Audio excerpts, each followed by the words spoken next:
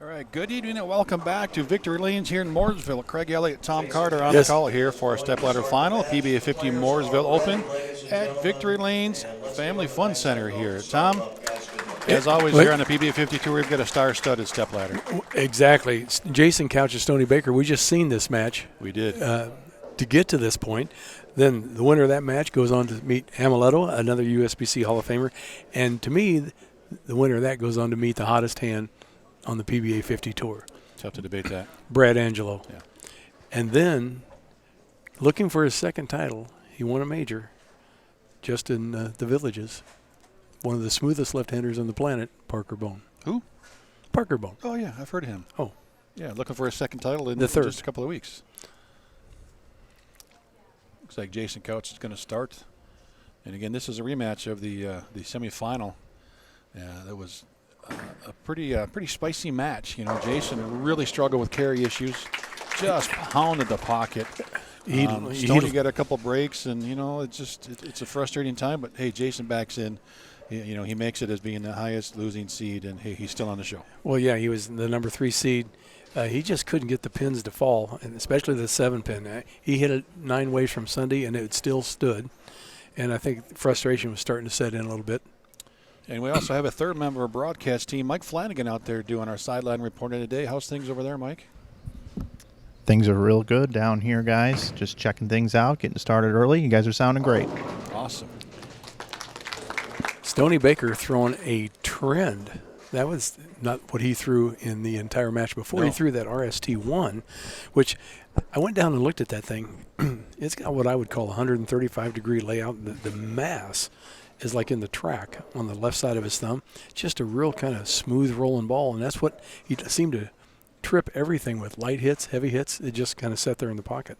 So is he just going to kind of chuck it at the 1-3 and let it tip? Is that the plan? Well, that's kind of what it looks like he just did.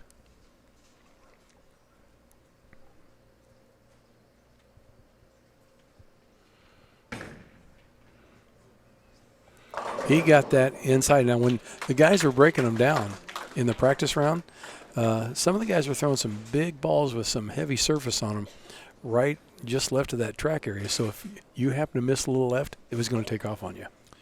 If you remember through qualifying, we were here on 29 and 30 for the entire event. In lane 30, well, it was tough to kick the 10 pins out. Obviously, Couch, a lefty, might not have to worry about that too much. But when we get the righties back in here, we got to keep an eye on that. You know, Brad Angelo, Amleto, Monacelli, of course, Stoney. Well, Jason's got an array of balls down there that he tried. Right now he's throwing the purple hammer, but he's got a double cross down there. It's got a 3-inch pin and it's stacked on his VAL, and he's got a bonus solid. And actually, all 3 of them look good. And it was just our comment, Jeff and I, to Jason was, pick the ball you feel comfortable with, because he was getting all of them there. And let's be real. That double cross might be a little timeout right now after all the 7 pins are left. It's not the ball, but it's a confidence thing, right? You have to be confident with the ball you're putting your hand in. The timeout ball would be that spare ball that he missed 2 7 pins with. I wasn't going there, but you did. So that's Tom Carter, everybody. Well, you got to tell the story. So hopefully everybody out there in the interweb find us. We're not actually on the main. We're on PBA50 21 through 24. And you'll find us by seeing, obviously, that live button there. So come on in, join us. Sit back, relax. We got a heck of a show. Let's see. Hall of Famer, Hall of Famer, Hall of Famer. Future Hall of Famer. Hottest player on tour. Brad Angelo has absolutely lit him up for 3 weeks.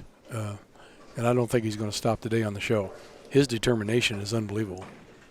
Well, in his matches today, he shoots 280 game 1 his first match, then 279 game 1 in his second match.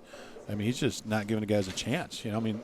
Leclerc shot, 690 and was never even in the match. No, he wasn't. It looked like he was trying to be, but he couldn't get there. He was doing all they could. He just Angelo just said, bye. Yeah, can't get there from here.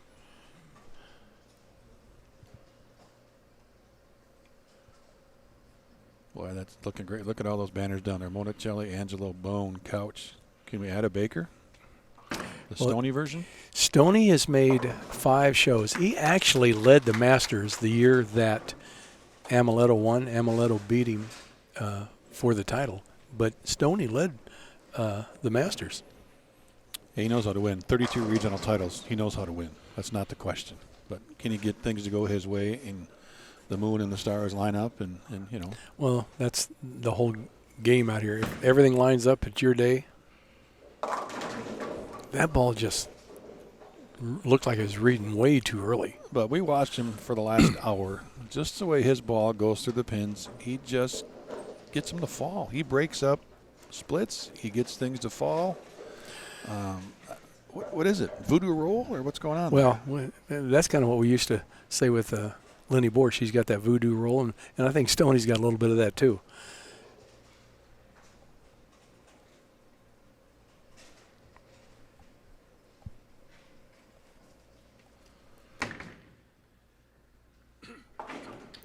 Stoney takes care of the spare. All right, keeps the deadwood where it belongs. Nice job. But remember, that's lane 30. 10 pin. I mean, it wasn't a good shot. He went high through the face a little bit, but just keep an eye on those 10 pins over there on that lane. Well, he's throwing a pearl reactive, and you know, it's a 38-foot pattern. It comes off the end of the pattern. That ball's going to want to jump. And he's been throwing around 14.4, 14.5. Not that that's flaming the speed down there, but that was only 14.1.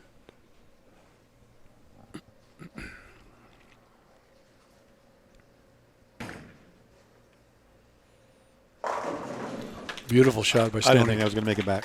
You didn't? No. I mean, not what we watched him do down there. He wasn't hooking the ball like that.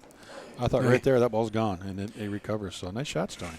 Well, he flopped his hands down like, yeah, okay, I got away with it. So it didn't look by body expression that's exactly what he wanted to do.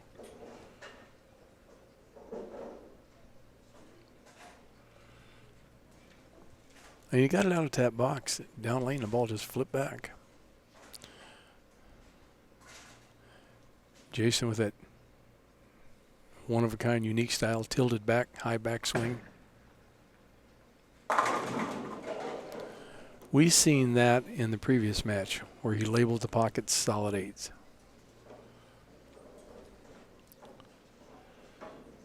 You got to wonder where he's at mentally right now. I mean, he didn't win his match to get here.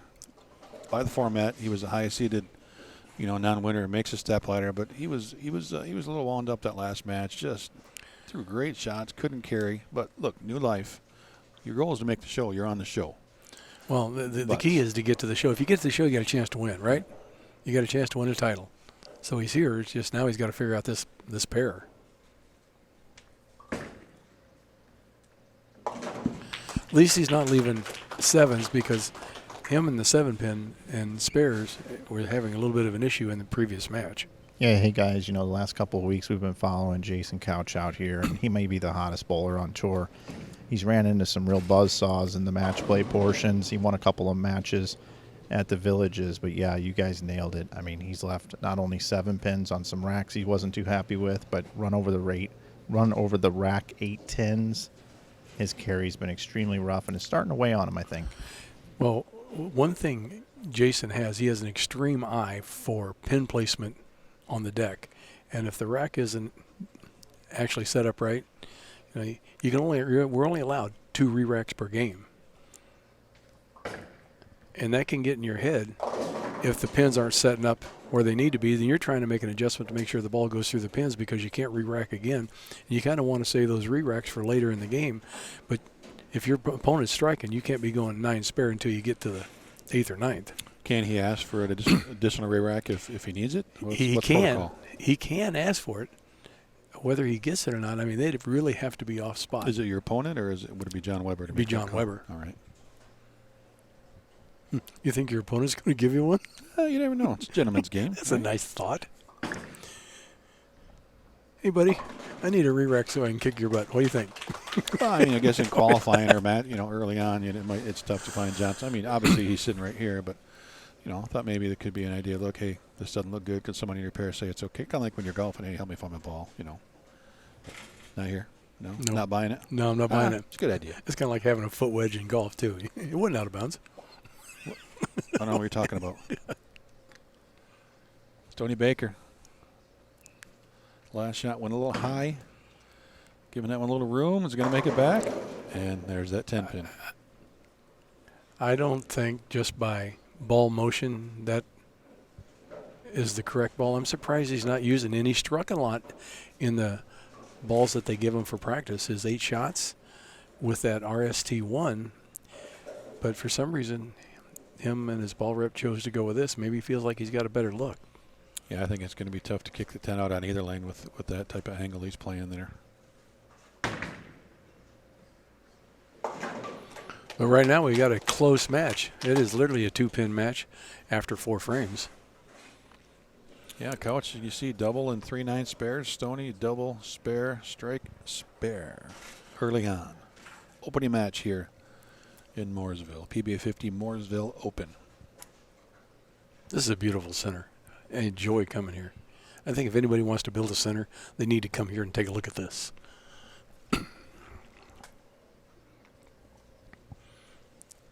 Was it me? Was it you? Was it me?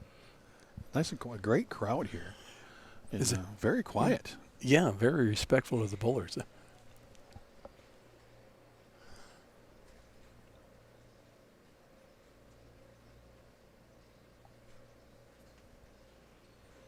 You may remember this used to be called George Pappas Victory Lane. So George set up a heck of a foundation. Paul Trines took over about 3 years ago or so. Exactly. And done a fantastic job here. Great to see the support, the pro-ams ahead, the fans here watching live tonight. And the center is absolutely gorgeous. I mentioned earlier, I believe out where he allows the motorhomes to be, they have plans on making a mini putt-putt. So this is going to be a complete entertainment facility. So where are you going to sleep next year? That's going to be maybe the other side of the center. To be determined? To be determined. In the back. I don't know. We'll figure out a place. We're the gypsies of the senior tour. We'll figure out a place.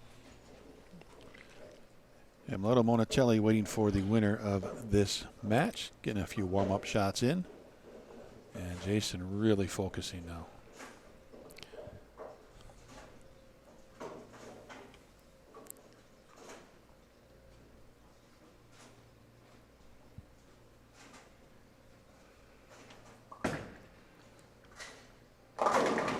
Pretty clean off his hand. We're close enough to the bowlers. I don't know if they can hear us or not, but we're literally only 20 feet away.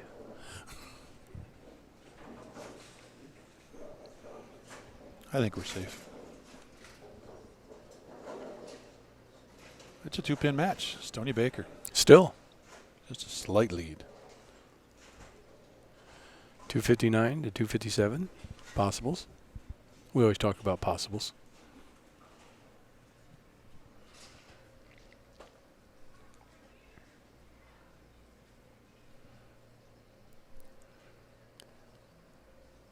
There was some noise down by. Yeah, he's on the phone. He's like, we're gonna get it taken care of down there. Somebody not realize what's happening over here. Jason just somebody switched down there in the wobbly butt lounge. Yeah, just switched to a 2-inch pin to Pap. 3-inch pin to Pap. Sorry about that. Double cross. See, the one thing I know is he did not go back through his full routine. He stepped back. They got right back up there. Oh, there's a little excitement. He finally got something to trip out. Here's a replay of this. Look at this. He finally gets an 8-pin to go. Makes a ball change. Look, another 8. Are you kidding me? No. Yeah. Get out of there. Hey guys, I'm down here with our number 3 qualifier, Amleto Monacelli. Amleto, you're going back to the pair that you just came off of. How do you feel about going into this one? I feel pretty confident, but although, when you re-oil, it's always a little change. I felt they were a little tighter, so I put a little more surface on the ball. And then figure out what I had to do, make shots, and see what happens. Good luck to you, Amleto. Thank you. You talk about a ball not making it. I didn't think that ball was going to make it back by any means of the word. It looked like it just hung out there. There's that half pocket hit I talked about earlier. They seem to carry. They spread the pins around more. He left nothing in the bag on that one. I know everybody wants to drill the pocket, elbow deep flush, but sometimes half pocket is a better way to go.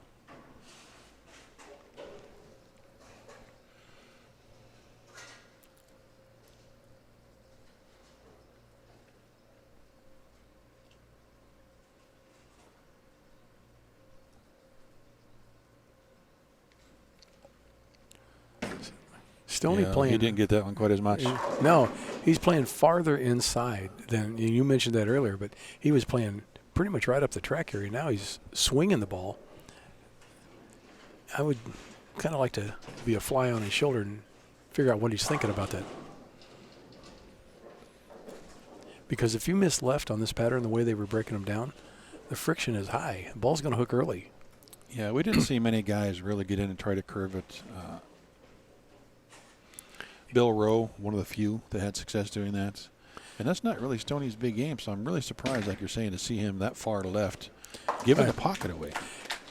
The one on coming up on the show that can give it away and get it back, and we've seen him do it, and I crossed with him in this tournament, is Brad Angelo. He can open up his angles, and he can bounce it off the outside there and get it back. So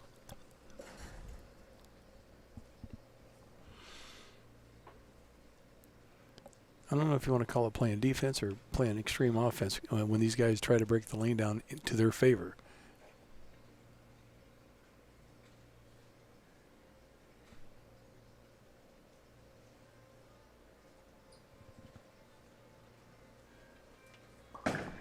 You know, I think for Couch, he's the the only lefty until we get to Parker at the end, so he's got a free rein to get there if he gets lined up. He just took a lead in this match with that three-bagger.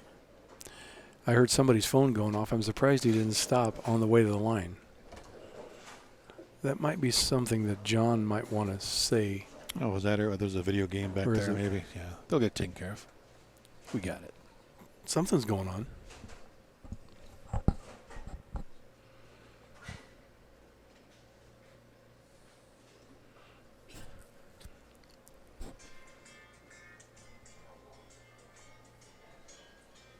Yeah, that's a phone. It's a good tune, though.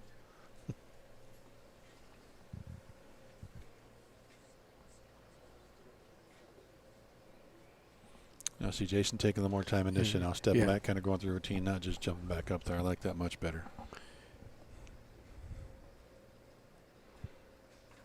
Well, it's, you know, these guys are great, but when you're really mindset, then you got to step back and reset. Sometimes that's a little tough because you're wondering in the back of your mind, maybe, yeah, that was a great shot. Is it going to go off again? Yeah. Jason Couch with a four-bagger. Look at this one more time. He knew it, too. He's like, come on, ball. Yeah. He's down pulling the cord. 238 max score, Stoney Baker. Jason Couch, 257. Stoney needs to punch out here. Yeah, he has to put out. Do something. He has to punch out if he's going to do something.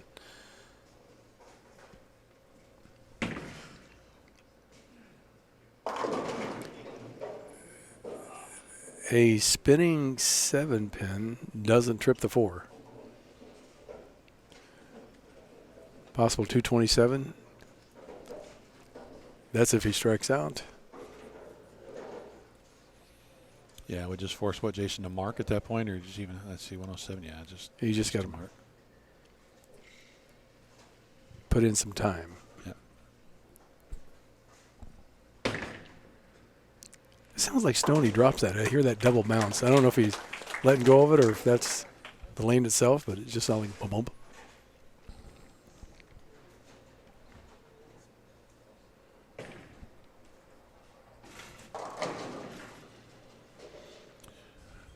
Big ball change for Jason Couch there right in the middle of that match. I think he changed in frame 7 after a couple 9 counts on that left lane, and it worked for him. Well, these guys aren't scared to change. You know, the Brad Angelo, I can't even imagine how many times he changed balls, but they see something. That, you know, the lane, the ball tells you what the lane's doing, and the pins tell you what the ball's doing, and he reads that. The lanes and the pins talk to him really well.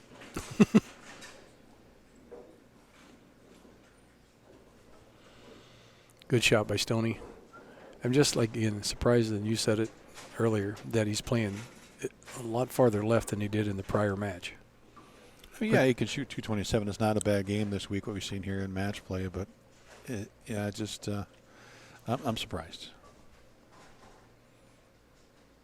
You know, he just bowled Jason, and 227 would have been an easy winner in any game, but that was a different time.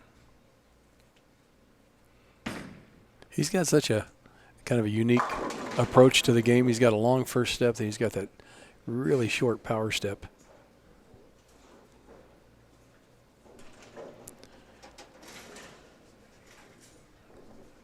Jason just has to show up now. Yeah, stay behind the foul line.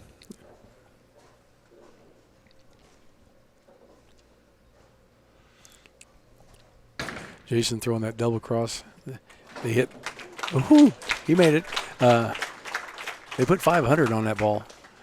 He wanted some teeth on it. He got it. Well, you had no Scotch-Brite in the bag? I got a Burgundy Scotch-Brite in my bag. I mean, we could have put some serious teeth on it. I don't think he wanted it to hook in his backswing. Probably not, yeah.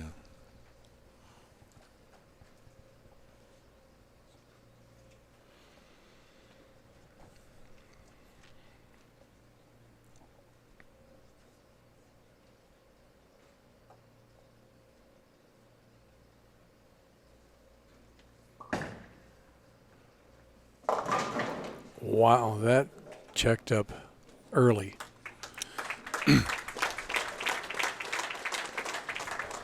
It's a good thing all he had to do was throw because he didn't like that shot at all.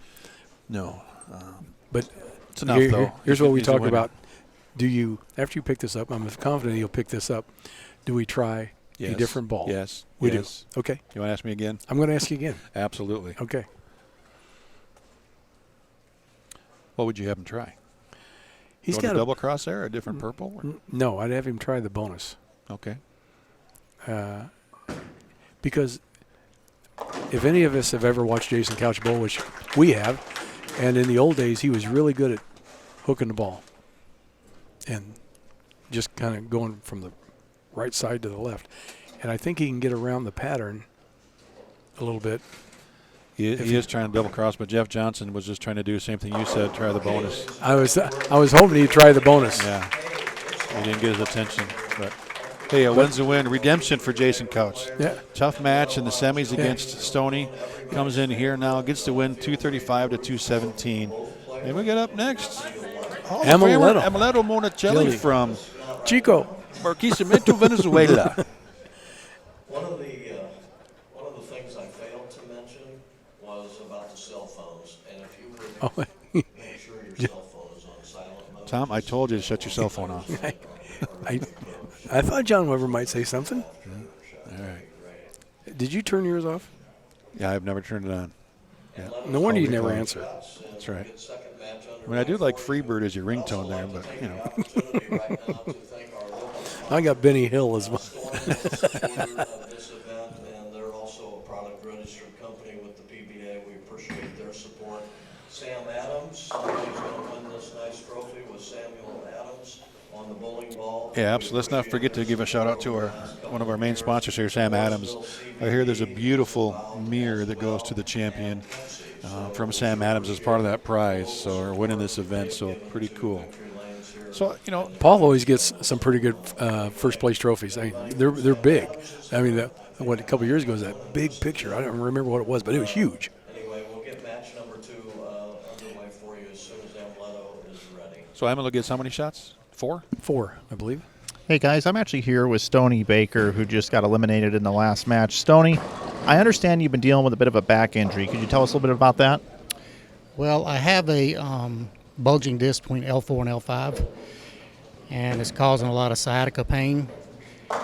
So I was actually scheduled to have surgery, and I went to my doctor. He decided to wait, so I've done a round of epidurals and been training in the gym really hard, and the back's really good. It's just my game's not back solid yet, so not making the quality shots I'd like to make, and hopefully I'll eventually get there. But so far the back's good, so I'm happy. Well, that's great, man. And so if you're just coming back and the game's not there yet, to make this Stepladder final must feel pretty good for you.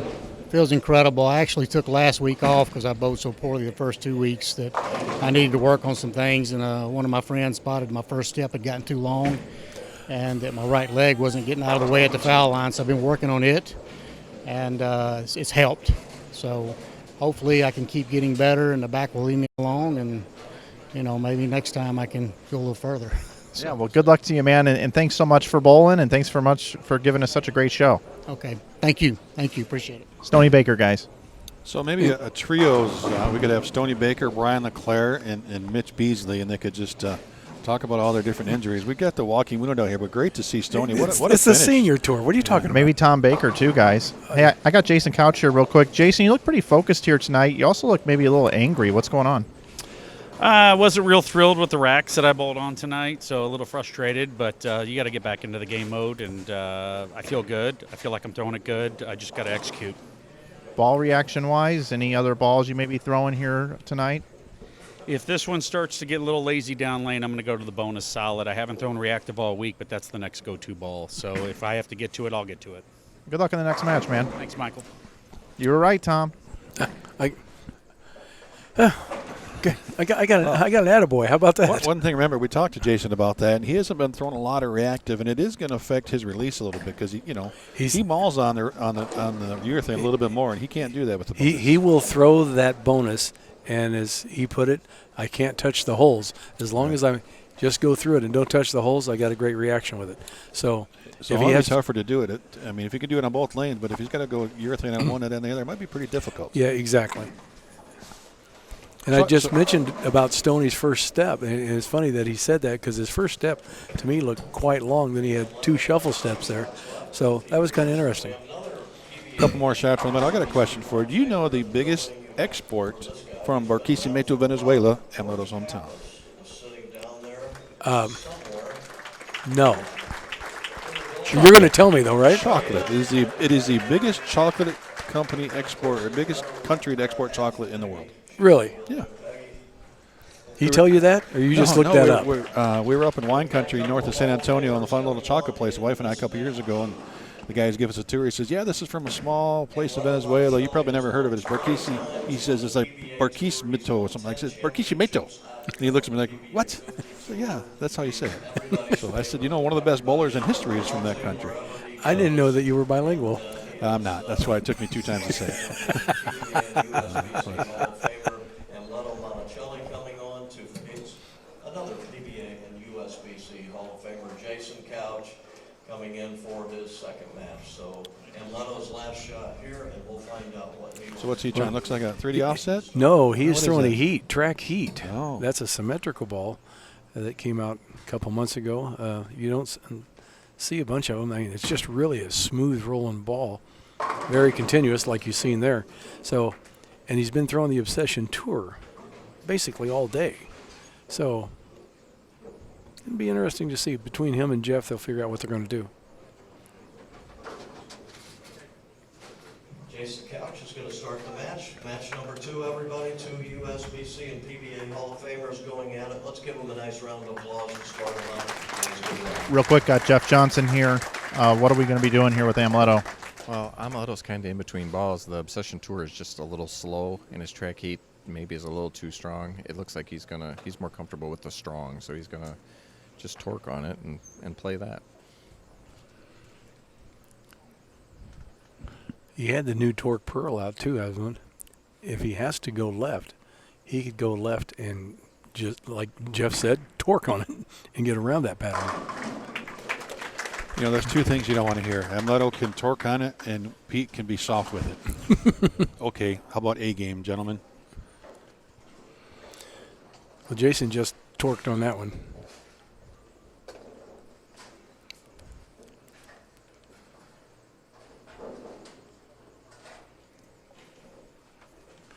Couch is one of the nicest guys you'd ever want to talk to, but when he's bowling, it looks like he's going to tear off your head. I like it.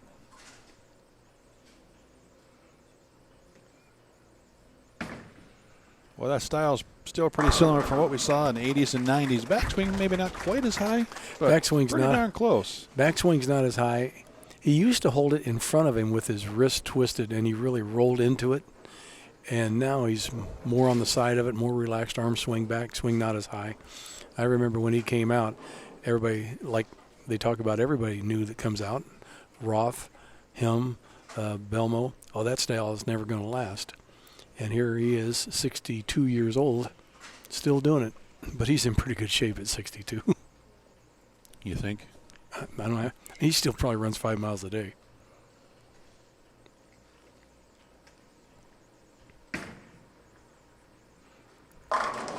That's how you get the ball to react. You did post every shot like that. Yeah. Take another look at this. talk about Solid. going around the pattern. Looked like 16 at the arrows, out to 3-4. Split the 8-9 about as good as you can. And that's a ball he didn't throw all week either. Couch calling for his first re-rack, guys. First re-rack for Couch. He has 2 allowed here. Didn't like the rack. He has had some rack issues. Just saying.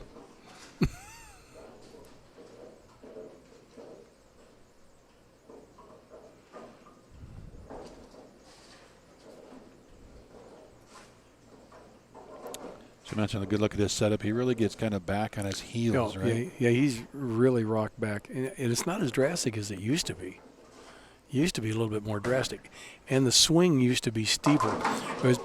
He tripped out the 610. But the swing from down, down back. Who said that? One of his buddies for sure. But his swing used to come straight down and straight back up. It looked like a check mark. And he worked for a long time trying to get a longer flat spot just so he didn't overhit the ball. Well, he said before he's got to really work on not getting too steep into it and just drive it into the front of the lane. Yeah, you kind of want to land the ball on the lane like a plane landing on a runway and not jam it, crash land it into the foul line. And we got that is Phone call, Carmen Salvino. Carmen Salvino. Phone call. that is the third time, but that was the counter though. That was front counter. Poor Jason. See how he recoups on this one.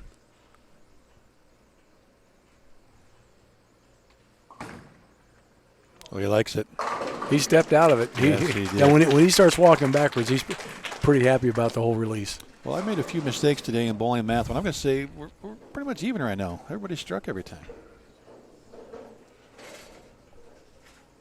Well, we got a shot at the scoreboard there, and it kind of shows that. I did it. I'm glad your I math did is it in my head. working. I did it in my head. My pen ran out of ink, so I just got to wing it here. So it's just you and me next week. In Yeah, we're Sterling. going to have Brian and I. Brian will be running the show again. Yeah.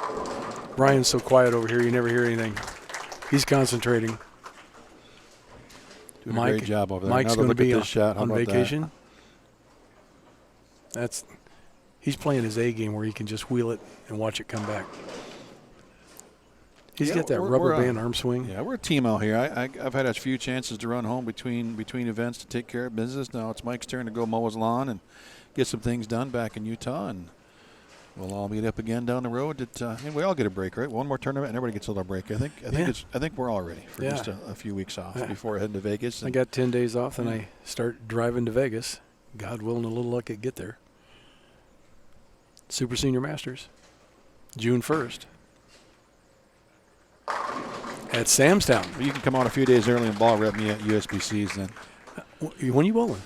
We bowl that Friday and Saturday, that weekend before. I'll be there. Well, no, I'll be there the 28th. Guys, I'm loving Amleto's ball reaction right now, going with this ball that hooks more. I think it was the right play. Couch is taking his second re-rack now. He is out of re-racks. He will have to request extras from John Weber. And thanks for the shout-out, guys. I hear you talking about me missing next week. I actually tore open my thumb last week after all these games that we've been streaming, so I'm not going to be able to bowl next week. I just can't get the stream off my hand. Oh, my. Yeah, maybe a pitch change on the typewriter will help things out there a little bit. It's winding up all this 5,000 feet of cord for crying out loud. How would you know? I watch it. I like how Coach just kind of bounces like he's almost kind of sitting on a stool there. Well, if you look at a lot of the great players, you take a look at Norm Duke when he sets up, his hand never stops moving. Brian Voss is the same way. If you take a look at Dominic Barrett, his ball just kind of bounces. Mike Fagan, look at him. He looked like Gumby. He was just very loose going to the line.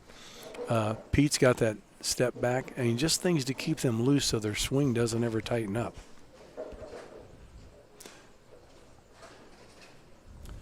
Yeah, we're into match number 2 here. Jason Couch, Amleto, Monacelli, Craig Elliott, Tom Carter on the call, Mike Flanagan on the wireless there, sideline reporting. And front 4 versus front 4 here. And we've got Brad Angelo waiting in the wings to see who his opponent is going to be here in Mooresville. You know, I'm surprised Brad hasn't even kind of come down to see what's going on. I don't think he really cares. He's going to break the lanes down and do what he's going to do.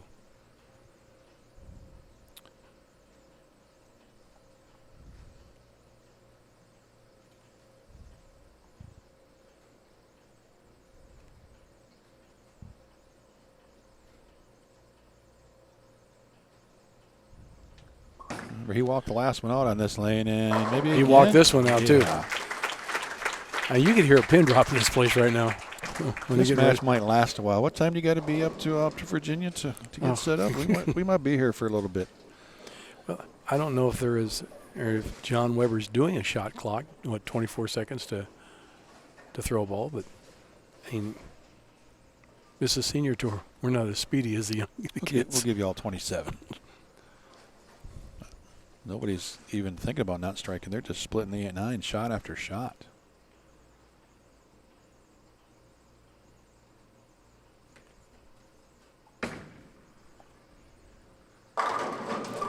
I don't know. I'm not sure. Was that a replay or was that just another live shot there? That was a pure shot, and that rubber band arm swing right there at the bottom. And he's just covering some boards. And I bet when Angelo comes to this next match, he'll be doing the same thing. Yeah, I think to your point, he's not really watching. He's just down there doing his thing. He's got a game plan. He's going to come down here, get his practice shots, and execute it.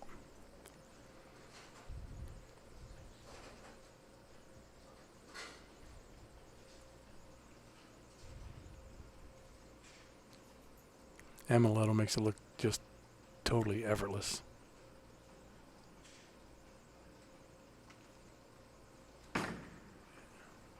That got clear out to like 3-4 down lane. Didn't matter. Holy cow. Watch this shot. Just kind of squirts right off his hand. Did not matter.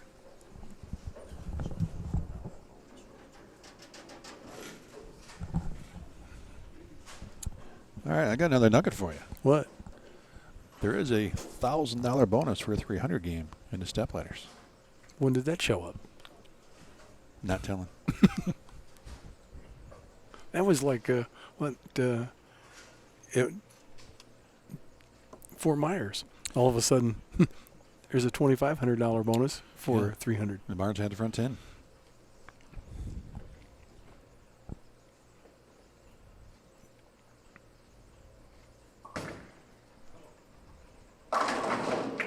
Oh, I didn't think he got that far enough left at the break point. That held. Was this the 8th that went late, kind of spun around a little bit?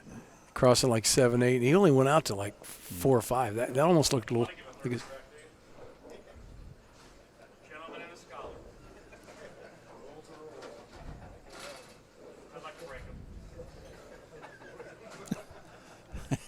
Jason having a little fun. He really wants another re-rack. Well, and John's response: rules are rules. It's not happening. But hey, can we give the guys? Can they just split that 1,000? They both got front 6. That's 12. That's 300. Yeah, that's 300. 500 apiece. There you go. I like that. Or 4 and 1 for each of Yeah, us. I'm sure they'll vote yes on that. Wouldn't even be a thought.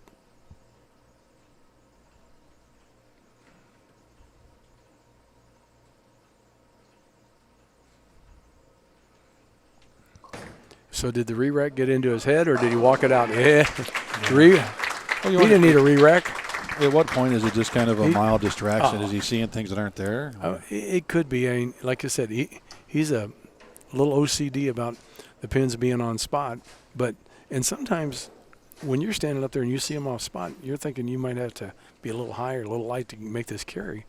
Whatever went through his head, he walked it out. It didn't faze him.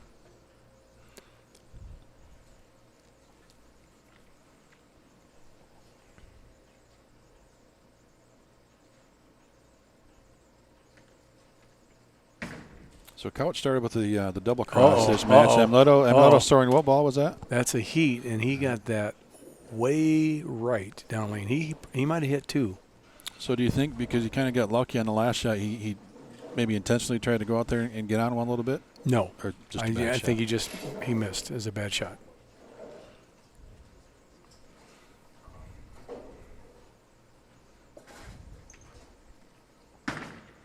On the spare. Oh, that wasn't even close. Guys, I'm down here watching the match with Parker Bohn and Brad Angelo. Brad's up in the next match. Brad, what are you seeing on this championship pair?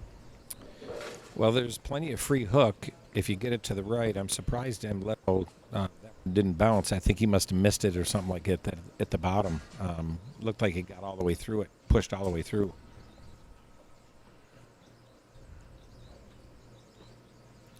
Let's see what kind of shot he makes here. Remember the last one he kind of lost off his hand, I think, and he recovered. He looked down at his feet. He's making an adjustment with his feet. Yeah. He looks like he's standing about 23, but a lot of these guys drift to the left. You see, there he goes left, probably sliding on 27, 28. He got it out to 3 again, and either he is not catching all of it, or somehow maybe the oil pushed and they create a little bit of a hang spot. Well, you had Stoney. Remember, Stoney was the only righty over here so far. And he was throwing a pearl ball, so he might have pushed a little bit of oil down to that spot, but it really hasn't affected him up until now. What's option B for Amleto? Well, I'm pretty sure I know what he's going to do. He's probably going to just hit it a little bit harder to make it get around the corner. I don't see him going to a bigger ball because it'll slow down a little sooner. He could try to go back to the right a little bit and throw that obsession and just try to jam it, but I think he's going to stay with that ball and just make better shots. That's what I want. He threw that obsession to her quite a bit. He did. But for whatever reason, they made the choice, as you said, to throw this track heat here in this match.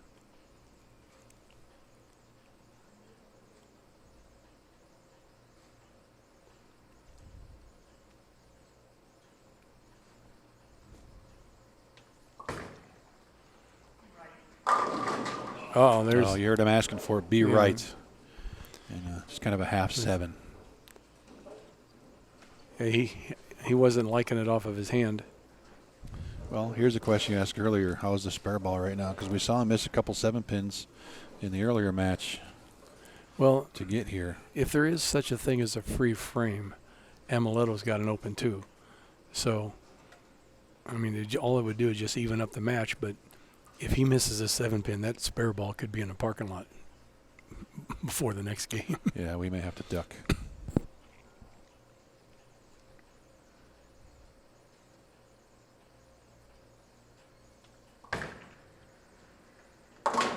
Right in the face. Yeah, he did flush that one.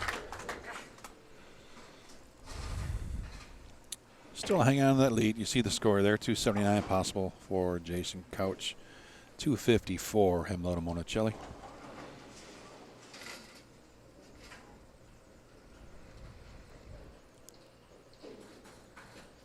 If he strikes here, it wouldn't surprise me, and I would think he might make a ball change again to see what he's got in the 10th. He's pretty much got this match in hand to a certain extent.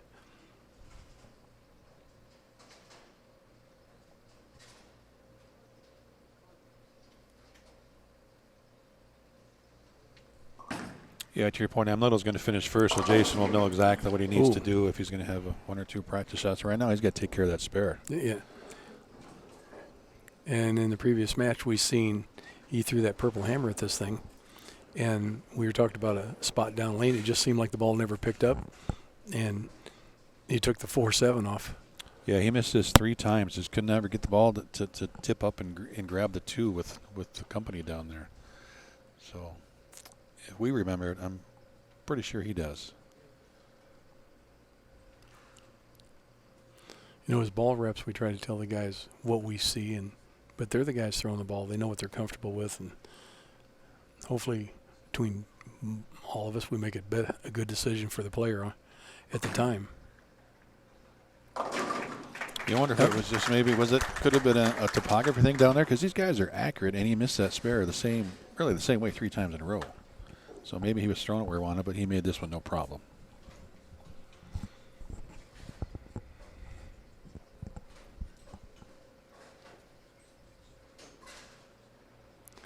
Amleto possible 254. Another phone at the desk.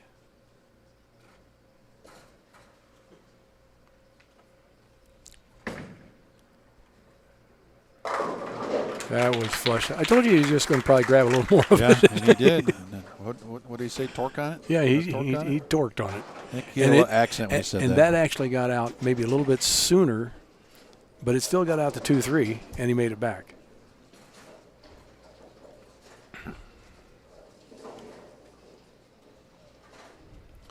Well, Monacelli can shoot 254. Jason, 266.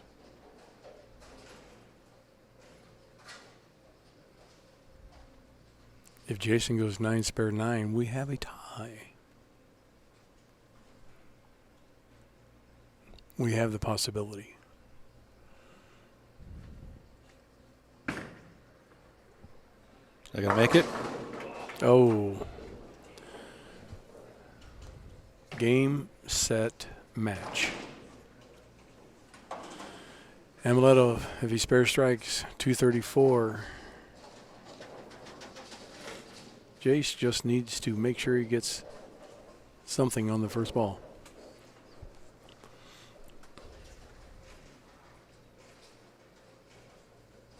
Five would be a good number, at least. Yeah, 5 outs, 236. Yep. 234 is where Monacelli is with a strike. So yeah, stay behind the foul line. I like his chances to get 5 pins in a couple of shots. Me too.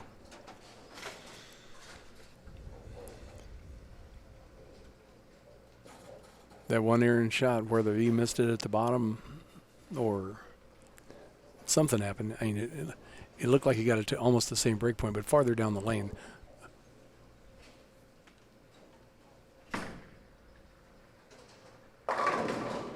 .234, Amleto Monacelli. Well, I know you mentioned, Tom, at the intro there that Brad Angelo's been, the hottest guy here, but let's be real. Couch could have made every single show this year so far.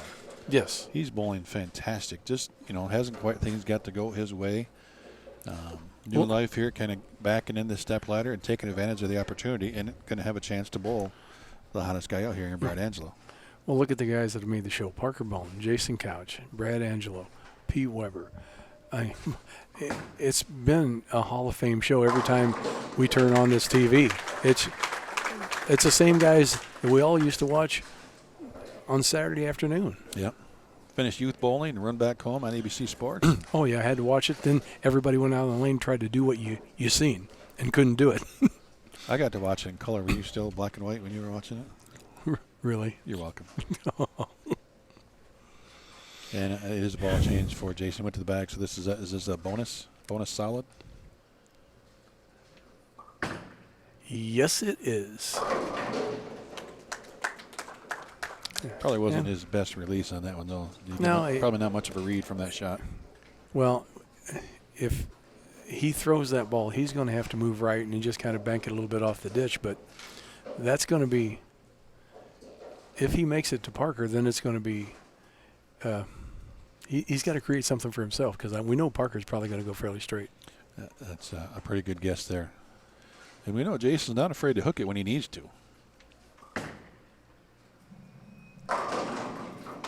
Congratulations to Jason Couch. Once again, 265 to 234, Jason Couch. Great ball game. Everybody, nice bowling, Amleto. Another good tournament for him. Guys are going to come on for a little more warm-up. Parker will take 4 if he wants them, and Brad Angelo 8. We'll get the semifinal match going here shortly. Congratulations again to Amleto.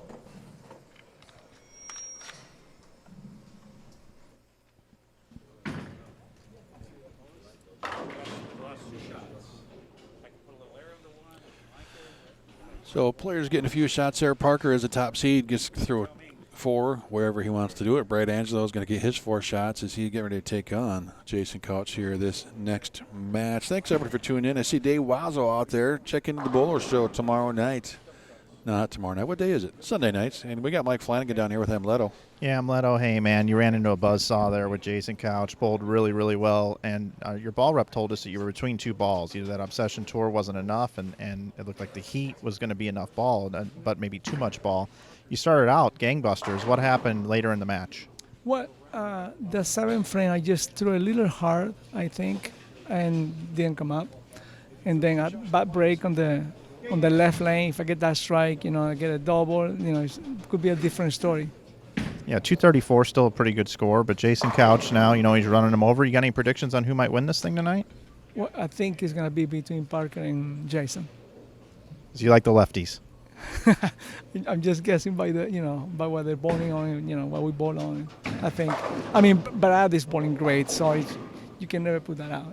It's just they're all great bowlers, and you never know what can happen. But the lane condition is gonna play a little matter. So if Brad gets what he got before, he can win too. Yeah. All right. Well, Amleto, we got a lot of fans out there, and it's great seeing you in Stepladder again. I'm happy to be here. I just wish I'd done a little better. All right. Thanks, Amleto. Thank you. Good stuff from the Hall of Famer there. Tom, you had a chance to talk to Jason a little bit. Anything you want to share? Yeah. It's not going to affect what's going on out there. A little inside secrets. Jason threw Just the bonus. you and I, nobody else. Yeah, Just no, us. nobody else Just is. us. Jason threw the bonus last two shots. He said he kind of got up on one, the one shot, and the other one he kind of leaked out. And my thought was, you got a good look with the double cross. You can stay with that. But I said, I think if you get to Parker, he's going to go straighter, and I think you're going to have to go around that a little bit. So he's going to, I think, throw the bonus maybe the first couple shots. If he doesn't, drop back to the double cross. Well, as you mentioned earlier, the offensive defense, if he stays with that double cross and Parker's going to go fairly direct, can he kind of mess up his shot? Well, yeah, but Jason has always been so good at actually kind of banking the ball. I mean, that's how he kind of won the three-peat. He can get right, throw it to the left, and he's got the hand to bring it back. So, and there's enough urethane going down the lane that I think it's going to create some hold for him, and if he can use a little bit of bank, he could be okay. But No idea what I'm the biggest thing is you got to get by Brad Angelo, and he's been unbelievably brutal the last couple of weeks. He's a fighter. I'm hanging out down here with Couch. He has no idea what he's going to do yet. He just told me he has no idea what he's going to do yet. Well, I don't blame him there. He's got a good look with the double cross he's throwing, and he knows that he's going to have to move right and bank the ditch a little bit if he goes to the bonus. Well, and you can't really get much of a read on a fresh pair down there. He's just trying to stay loose. What's he looking for then? I mean, I'm guessing he's throwing that bonus just to see what's happening, maybe change his release a little. I think he's trying to figure out how much he can actually hit it with his fingers and still get away with it. Because when you really try to flat hand it, that's going to be tough. Hey, guys, I got Parker Bohn here with me, and we're going to do the interview now. That way the next match can be uninterrupted. Parker, a lot of scores down there. Jason's kind of mowing them over. What do you see on the championship pairs you've been watching down here? Well, it looks to me like the lanes have broken down really conducive for the higher scores. And, what Jason has going on the left is the only thing that I'm concerned with. So I think he's got total control of both lanes right now, and we're just going to watch patiently and see how this next match unfolds. How will you attack the lanes? Will you go outside of the little bit of shim that maybe he's created with the urethane ball, or what will you do? Well, I think I have to go outside of that. I've got speed. I don't have the hand that Jason does. We've bowled together and are against each other for, over 2 decades now. So I'm going to be a little bit left of where he is, and I'm going to hope that his hold that he's created down the lane is going to turn into a lot of shim for me. And, well, more importantly, the ball has to read it, and it's got to go through the pins. Thanks, Parker. You're welcome. So Parker's thinking more high scores. There really hasn't been any low ones. Hey, guys, one more thing we should probably get out of the way since you guys put me on the spot every week about picking who's going to win. Ooh, I forgot all about that. Nah, not me, Tom, not me.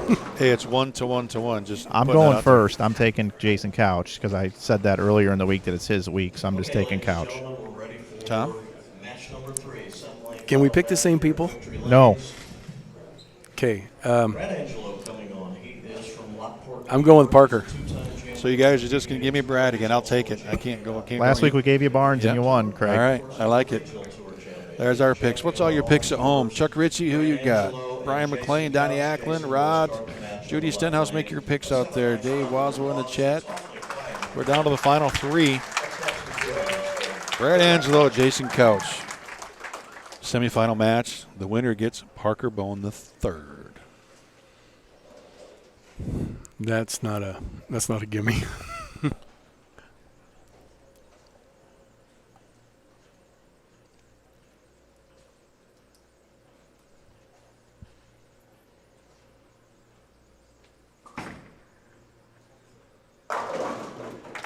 He threw the bonus.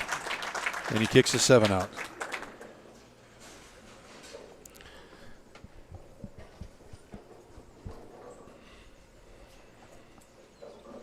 Did you like the way the ball went through the pins on that one? I liked it knocked out the 7.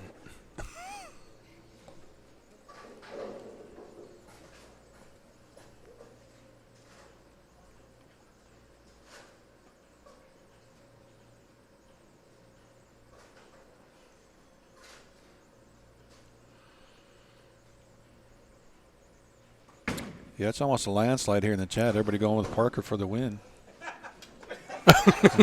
What in the world? Did you just practice is over, right? Holy cow. That was totally unexpected. Brad Angelo just leaked it out. There is a little bit of an out of bounds if you hit, I guess, 1.5, and it went right in the gutter. And he turned around and laughed about it. Hey, at least he can laugh about it. Make the spare, move on. Earlier, we did see Amleto take 3 off the right. So it's not uncommon for you to leak one a little bit here and have a really bad reaction. Yeah, Stoney well, that was a really good Stoney reaction did that right on the there. fill ball, too, against Jason earlier. Got 3 off the right. It was a big surprise. And Well, Brad's still laughing. That ball was only 5-6 boards left at the break point. I just spotting him 10 pins. Just being a nice guy from New York, you know. Does Brad Angelo's face look like he's a nice guy when he's bowling? Come on. Nope, and I like it. Both of these guys, look at that face. They look like a pair of bulldogs. Oh, he's gritting his teeth. He's going after it. Nice shot. Oh. Well, we got a possible 290.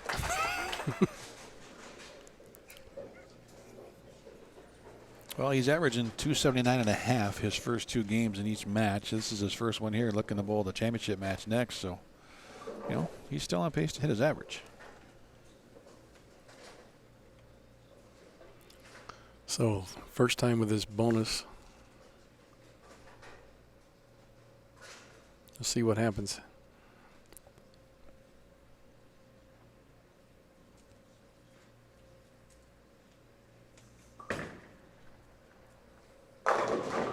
Oh. Just pinged the 7. I told him first 2 shots, if he doesn't like it, get it out of your hand. So we'll see what happens. I mean, it's always, there's no defined math or artwork out here. It's always a guess, and you hope you guess right. I mean, obviously there's experience behind it, but still. Well, the last shot, the 4 kicked the 7 out late. This one leaves the 7. Do you think this ball's done already? It could be. I don't know how many shots he got with it. I know they freshened up the surface, and when you freshen it up, it's going to cause it to slow down. And if it slows down too much, obviously it's not going through the pins. And he's taking a re-rack again. He's taking them early. Hey, this is a great opportunity during the re-rack here. I'm here with Mitch Beasley. Tell us a little bit about the bowling balls that Brad is using tonight. Early during the day, he's been using a Zen Master. It's a little polished, and then a Zen. Right now, he's decided to go with a Honey Badger Intensity, and that's what he's had a really good look with after they break down a little bit. Do you anticipate him going any other balls here throughout the show? If he has to go away with that, from that, it'll probably go to a Zen. Thanks, Mitch. You're welcome. Yeah, we saw him throw that show off. Yeah, in his last match. I talked to Brad earlier, and this is his 3rd show that he's made. And I asked him about the ball. I go, you were throwing a show off, right? And he goes, yeah. He goes, this stupid story. He goes, I went to the car. It was under the seat of the car. And I went, it's kind of oil soaked. It's not going to, because the front part of the lane dries out. It's going to get through the front, and it's going to be smooth on the back end. I probably ought to bring that in. And he needs to get out of that ball. So he was throwing a show off, but now he's obviously changed, for lack of a better look, throwing Honey Badger. A little fast for Jason on that one, maybe, you think? Well, we're not sure what the speed is, but that ball didn't want to pick up. I'm just worried that there might have been too much surface on it. I don't know what. I know it did have 1,500 on it. I don't know if So too much surface makes it just lose energy sooner? Is that exactly. what's happening? Okay. Yes. Just kind of like snow tires and snow. You more bigger the tread on the tire, the easier it is to get through the snow to the ground below, right? For traction. Yeah, snow tires on dry pavement's not a good thing. No, if we put snow tires on that ball, it's going to read early and never finish on the back. That's bad combination.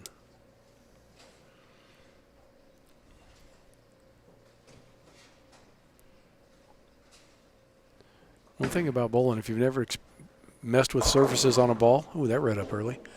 You need to experiment with them so you know which works for you. I mean, you can go down to literally, guys have gone down to 180, and you can go less than that. And I've seen guys, believe it or not, use sanding discs on their ball to get it to slow down. So you can go all the way up to 5,000. So if you've never experimented, the balls today are made to change the surface. See what fits your game. Yeah, a little different than years ago. We'd just go to the hardware store and get sandpaper and put it on the spinner. Today's a little more refined. Oh. With all these Aberlon pads and all the different things you can use, but you can really tweak it however you want. And oh my, that is uncharacteristic of Brad. And obviously he got it right on that lane to throw it in the gutter, and he got it right there to miss the 3-6-10. Shocking. Yeah, that total uncharacteristic. Brad is a phenomenal spare shooter.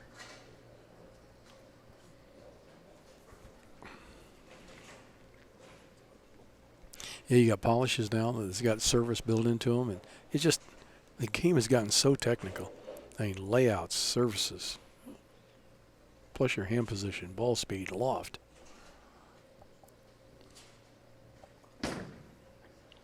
But it's an easy game, isn't it? Oh, it's an easy game. You're fighting an invisible enemy out there, Brad, with a strike. And every time a ball goes down there, the environment changes. 100 guys tee off at the same tee, and trees are still over there, and the sand is still there. It doesn't move. But it's tough. Your ball's trying to tell you what to do, but sometimes you can be stubborn and go, oh, no, I just didn't release that quite right. Or most of the time, bowlers blame themselves instead of the lane actually changing.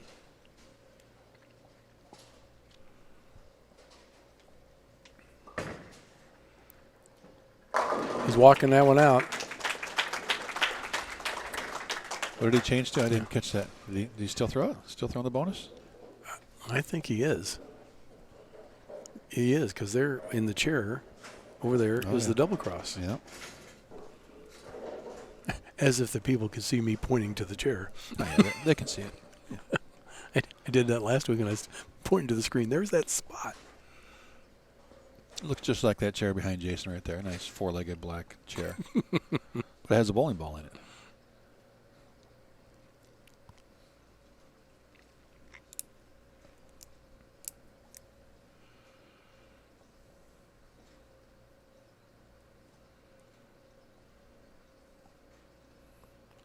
See, Jason drifts just a little bit to the right.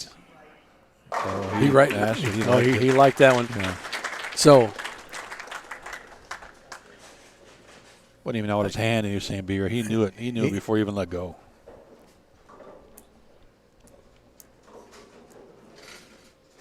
So we have some college matches coming up on Bowl TV. We do, don't we?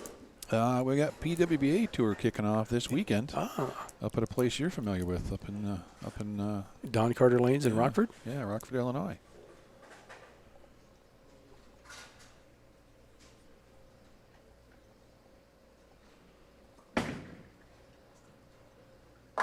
That was a beautiful shot there. He's got to keep that ball for him. It looks like right around 5-6, not try to get it out so far. Brad Angelo bowls in rubber on both sides of his shoes. He plants, and it's scary. From talking from a guy that's already had a knee replacement, that just scares the living crap out of me, because you think at some point in time, that sudden stop, your knee's going to go, yeah, I don't like that. Well, he doesn't have to worry about sliding too much. No, he doesn't. Neither does Michael Hoggan. He does the same thing. There might be others out here I just don't know about.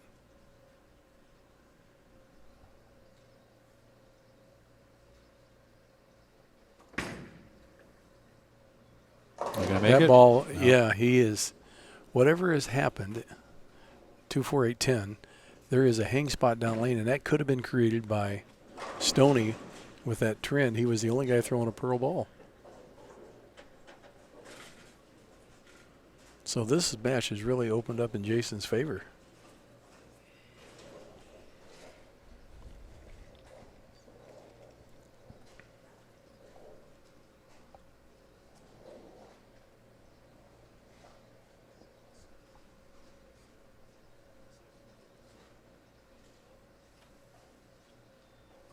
We've seen this made quite a bit this week.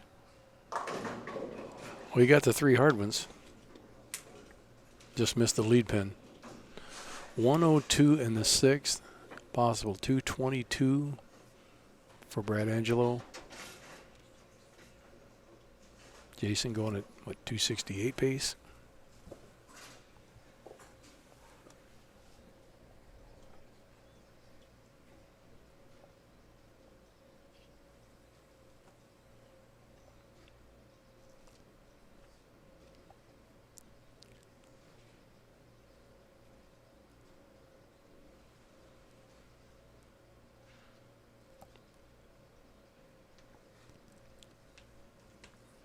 Even that camera shot, he's looking down the whole time till he sets up and gets ready to go. And he is locked in. Hey, that bonus is just a pin-up, simple drilling. I'm going to call it like a 1-inch stack. The pin's above his ring. CG is just stacked underneath it. Nothing fancy. The fancy part is his release. Got another re-rack here, guys, for Jason. And I'll tell you what. When the players are on the approach, it's almost too quiet in here for me.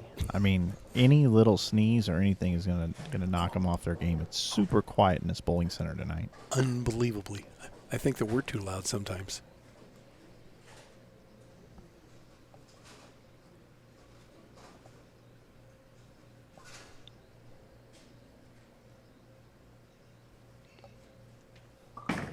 One more shot. He likes this one, He likes this one, too. I like that one a lot. I can see why. Hey, Mike, ask Jeff what he put on that ball. Did he put 500 on that bonus? Hey, Jeff, what did you put on Couch's bowling ball surface-wise? We just cleaned it up again with a fresh 1000. We leaned on it pretty hard. Tried to slow the ball down a little bit so he could get into reactive.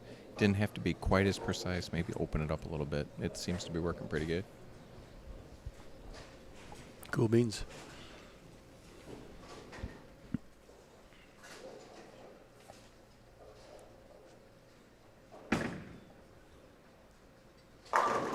That's a sweet spot right there for Brad. He just can't go right of that. And that's kind of funny because this whole tournament, he's been able to go right of that and get the ball to recover. I think he's pretty upset with himself. He just made a couple of bad shots this match, and it really cost him. And he's dug a big hole, and I think he knows it's it was all on him. Well, the consensus we've heard from multiple people is the more this condition has been put down on the lane, the smaller of a target they can hit down lane. We saw in the A squad, we had more 300s than any other squad that we've had. We had 3 on the A squad on the first day, and ever since it's just been a little bit tighter down lane. Brian LeClaire had 1 on B squad, I think, and that was it. Great shot for Brad Angelo, keeping it in play, not getting it out too far. And he crossing the same place that Amleto was, around 17 at the arrows, but just getting it out there like 5-6. Yeah, still possible 222. And you've watched Brad's roll. The ball looks like it tumbles and never axis changes. He has a lot of tumbling forward roll. He gets that ball to go forward at the pins.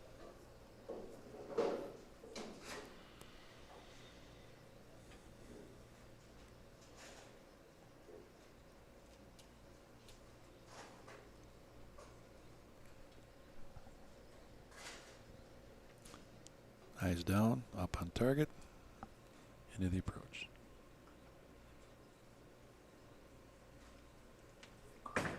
Very deliberate. You gonna get it? Oh, you get it? No. I think he liked it, but it read pretty strong on the back end. A little extra on that one? Yeah, a little juice. Could be. If he got his body a little bit forward, which he could have, because he has a tendency to bend forward a little bit. If he gets too far forward, he's going to create an early hook. And if that happens, the ball's going to come in high, obviously. And that, I think he was kind of hoping it would set.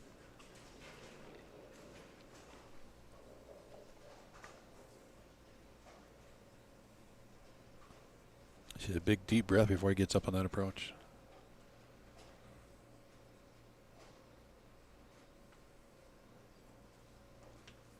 And get up there and go. You watch these guys, and you know, even on the show, Dominic Barrett, all those guys, you can see them get up and just big breath in, let it out, try to get the muscles to relax. You know, you don't want to be holding your breath all the way to the line. It tenses everything up. Slowing time down. Those 10 frames go by way too fast as it is.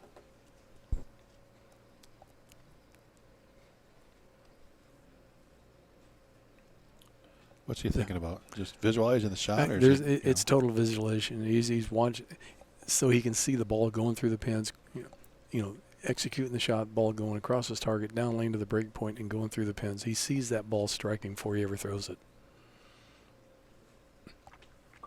So he's just not singing a little jingle in his head before each shot. And, going to kick it out? Oh, no. Let's take a look at that again. What happened there? That bad juju there. That ball checked up early. So, do we have that one, Brian? Maybe. All right. Maybe, yeah, that got a little bit left a little early and came off the pattern a little quick. If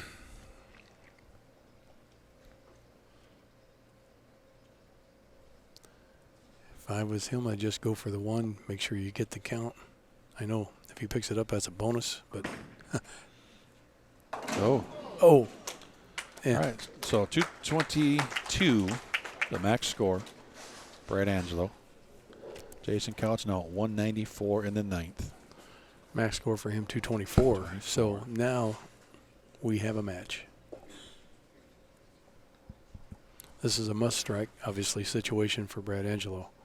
He can't pitch this one out to the G board again.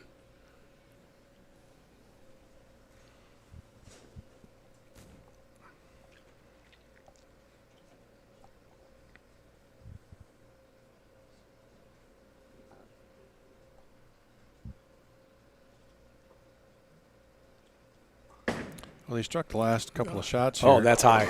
Yeah. That's high. That it looks like he moved in left a little bit, and that was left off his hand. I said it was high as soon as it started going down the lane. 150, 170, yeah, best even 200. Yeah. So Jason just needs 7 if Brad strikes out. Yep. Well, Jason's not even watching. He didn't even want to see what happened. Yeah, match 1, Couch beats Stoney Baker. Match 2, he takes on Amleto Monacelli. And match 3, looks like he's going to take out Brad Angelo. And we're headed for a battle of the Hall of Fame. Hall of Famers. Two of the most decorated left-handers in the history of the sport. This is going to be a great title match.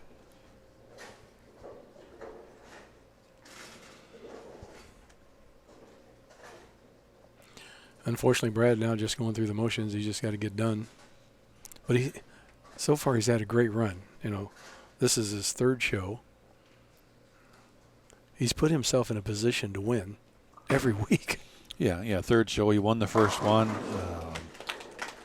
Yeah, again, not the result he wanted, but he made the show, right? I mean, realistically, you can't expect to win every single week. No. You can want to, but it's not going to happen. Well, what gets these guys to the show is the fact that they want to win every week. That is their mentality. Losing is not an option. And that's why they think different than the rest of the field.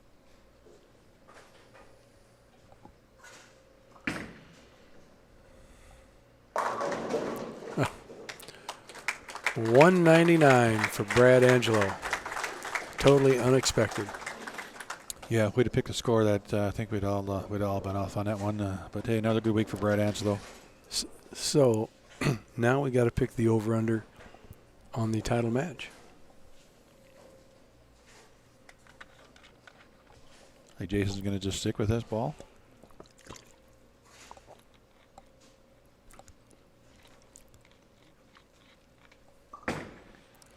Does he have an option D? I mean, right? He had the purple. He had the double cross. Now he's in the bonus. Is there a fourth ball to even think about? There's not a fourth ball. I mean, I don't think the purple's the right way. He might want to go back just for something and giggles. Yeah. And throw that double cross one more shot and see what. Because, again, the environment of the lane, he's changed the left side a lot by throwing surface. Looks like he's committed to this one, though. Yeah. So he's got to think about what he wants to do now. And if I was him, I'd throw that double cross right now. But well, he's not. You're not Jason Couch. I'm not Jason Couch. And because this doesn't matter anyway, so why throw it and then do that? Okay, Gosh darn it. fans, congratulations to Jason Couch. How about a nice hand for Brad Angelo? Seems like he's in the top five every single tournament. He was going for his second win. The guy coming on is going for his second win of the season as well. Classiest guy on the planet coming our way, Parker Bohn.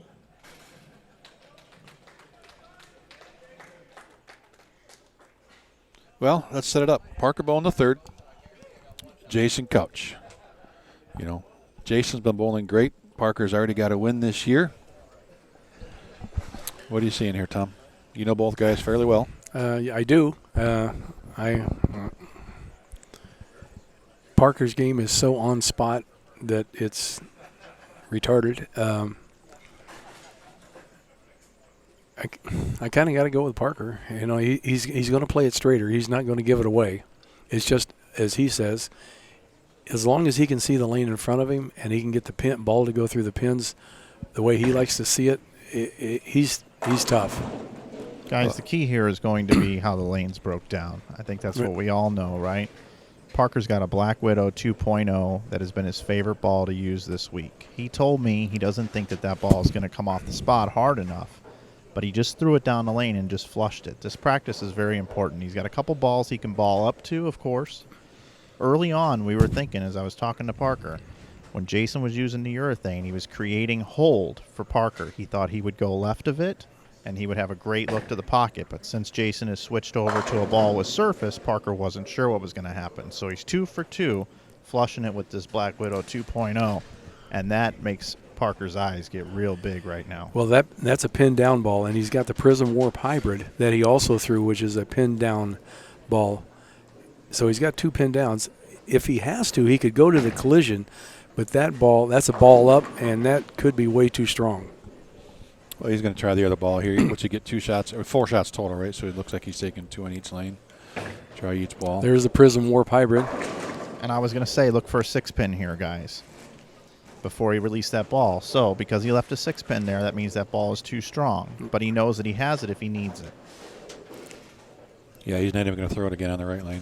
So if he can be in this ball, I say advantage Parker Bohn.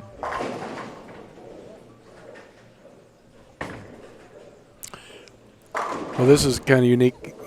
For the most of the week, the left side is thrown urethane, and now we get here to the title match. Because like I said, most of the lefties throw urethane. Parker's been throwing that 2.0. But now we got them both throwing reactive. well, in this little chess match, can Jason go back to the double cross and try to play a little defense on Parker? Jason, you got one more match here, buddy. What's it going to be like out there? I went to a ball last game that I haven't thrown all week, so just trying to get myself in the right frame of mind. I know I'm going to have to bowl a great game against Parker. He's always tough to beat. I feel comfortable. I just got to go out there and make good shots. Good luck, brother. Thank you.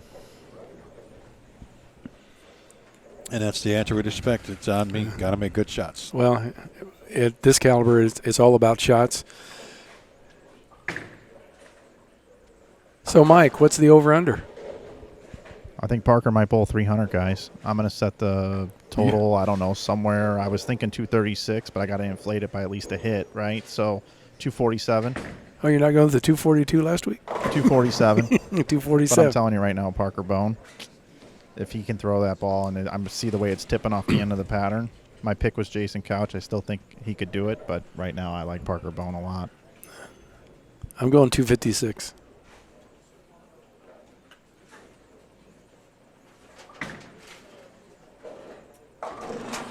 What's your pick? I'm saying Parker knows about that extra $1,000 bonus. Get the money. Take the 300.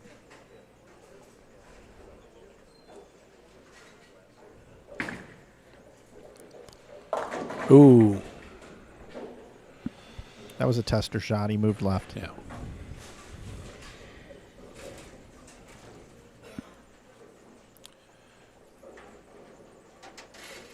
Do want to thank everybody for tuning in tonight and finding us over here on our extra channel as technical issues with the main didn't come up. But just a heads up, don't forget we have a lot more action coming your way here on Bowl TV. This weekend, the PBA Tour kicks off the Rockford Open, May 12th to 14th, and we head north to Sterling, Virginia, May 14th to 16th for the Bud Moore Classic, and then to Queens. And we got Mike down here with Paul Crines. Yeah, I'm here with proprietor Paul Crines. He and his son Ben have been doing a great job here this week, the whole family, man.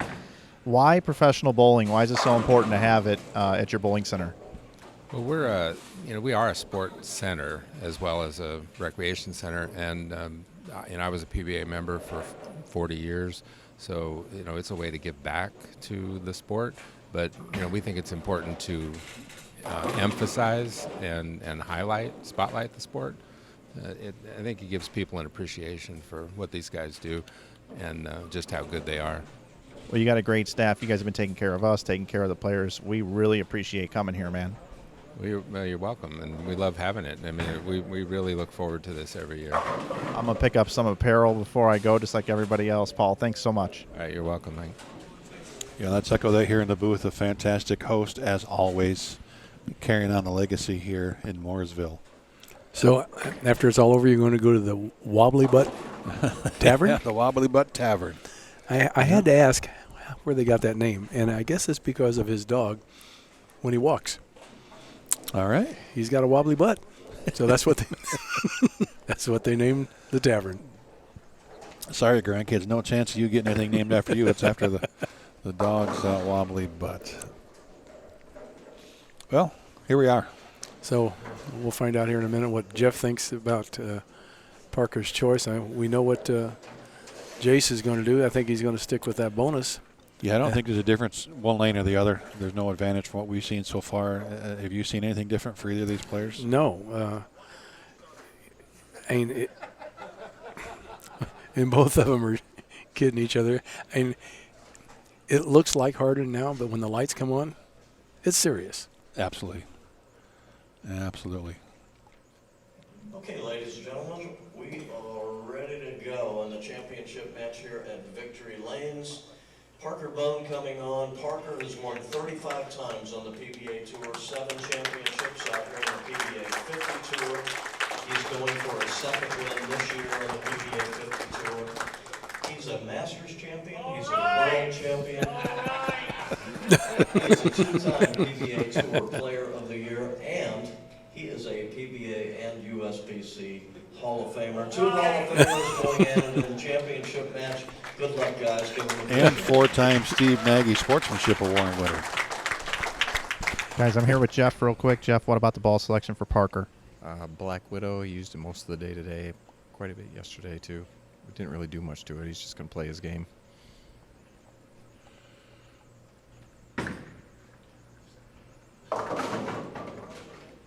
That came a little bit firm off the spot, so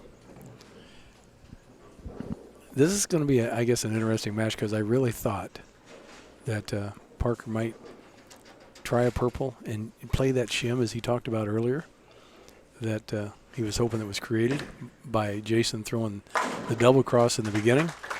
But he obviously chose for a stronger ball. Well, and I guess what he mentioned that it was all kind of predicated by what Jason did that last game by going to this bonus solid.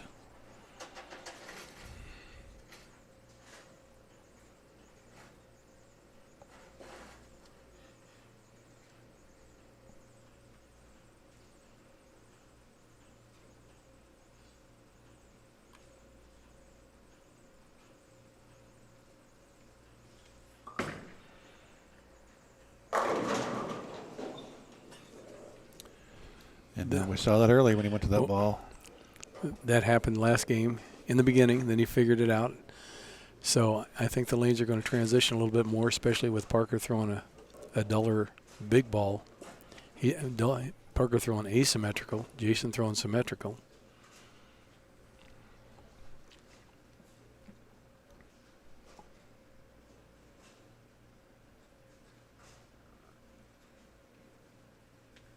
Well, I told you we should have split that 300 bonus when both guys had a front six earlier, because it's not happening here now. Well, there's not, yeah. Let it carry over, roll over to the next year. So spare a piece. It's still a tie ball game. And Parker chose to start the match. You surprised with that? I am. He obviously must not like the other lane for some reason, for whatever reason. And if you notice, he took a while to make that decision too. He didn't. He didn't just jump out and go, "I want to do that." And then, well, his first shot on that lane, it kind of sparked on him. So maybe he saw something that we haven't so far. He must think lane 30's got obviously better hold for him. Whoa. So I don't know if the whoa was he wasn't was it go or whoa? I'm not sure which one that was, but either way, it's 10 back. 2 notes for you guys. Parker Bohn likes the right lane a lot more than the left lane. Jeff told me that. The other thing is, if Parker leaves too many spares, the spare ball may not make it. The bridge is cracked. It cracked this morning on this spare ball that he has. It's probably going to stay here. I'll guarantee that.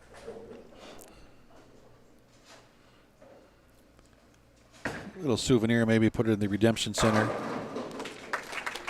Not gonna need a spare ball. You keep doing that. Well, you're correct about that. He likes the right lane a lot better. Look at that style, that knee bend. It is amazing that at 59, he can still get that low. That's incredible. Not many at that age that can. No, kudos for being healthy for that long. It's. So as young kids, keep him moving. Yeah. That back leg, his trail leg down on the floor, and he's just stylist. Look at that. It's crazy.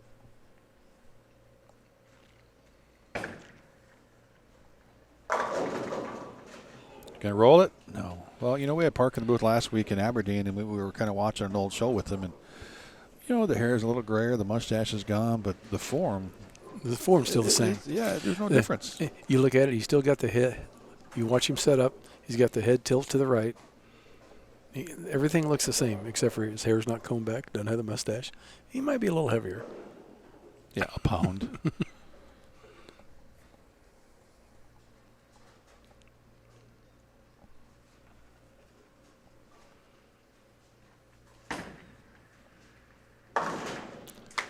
Well, he threw that fairly hard enough. Holy cow. Yeah, no doubt about that one. This is 20 mile an hour.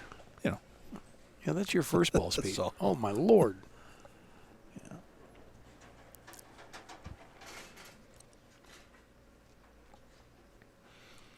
I'm almost scared to talk. It's so quiet in here. Yeah, couched it with that 7-pin last shot. What kind of moves are going to make to kick that out? Well, he can do 2 things. He can touch it with his fingers, or he can move about maybe just a half board left. I know people don't talk about half boards anymore, but just a fuzz. But if he gets more of it, does he risk just going through the face, though? If he hits it harder, yes.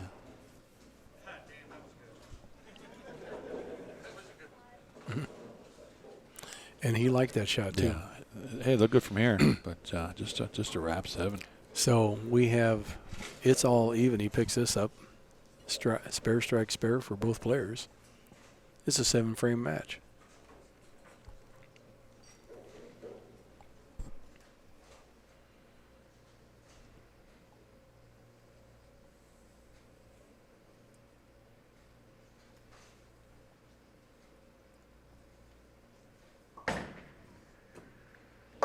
All right, no problem there. We saw Jason earlier with some trouble on those 7 pins, but not now. That ball might stay in the bag. Hey, just keep striking.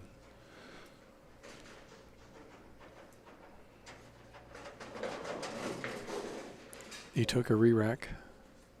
This is an early re-rack. And he's taking all his re-racks on that left lane today. Every one of them. And he's got to end on the left lane. I think I'd say one for the 10th. Maybe.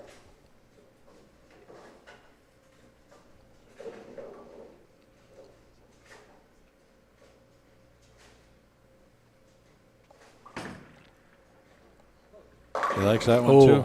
Wow, what happened there? That just came off high. I just don't want him to start overthinking, trying to fit it. He's still got to roll the ball. And he threw that one hard. That was a good mile and a half an hour faster than what he's been doing. I mean, he's been mid-16s, and that was 18. You mentioned earlier about that little bounce. I wonder if it's just a feel thing, which I'm pretty sure it is. He just bounces many times as you feel ready to go. I'm sure he's not standing there counting them. I don't know. Is it a timing mechanism as much as I think? Just kind of get in there and bounce a little bit and go, or you think he maybe counts those 1, 2, 3, 4, go? Let's start watching. Let's start counting.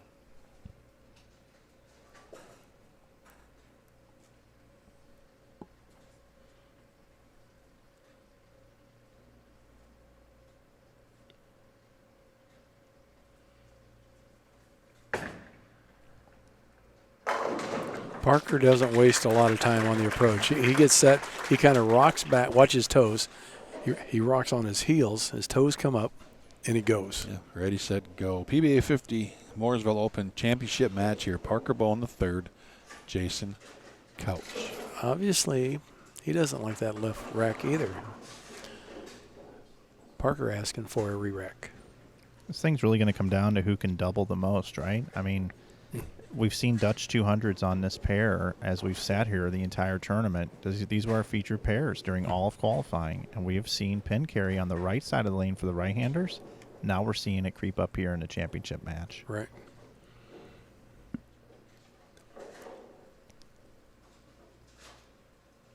Toes up. There he goes. A little indecisive if you like that one or not. I don't know. I'm going to look at this here. Look how he just kind of stood up and, do I like it? Yes, I do, I think. Well, he's like, it needs to go through him.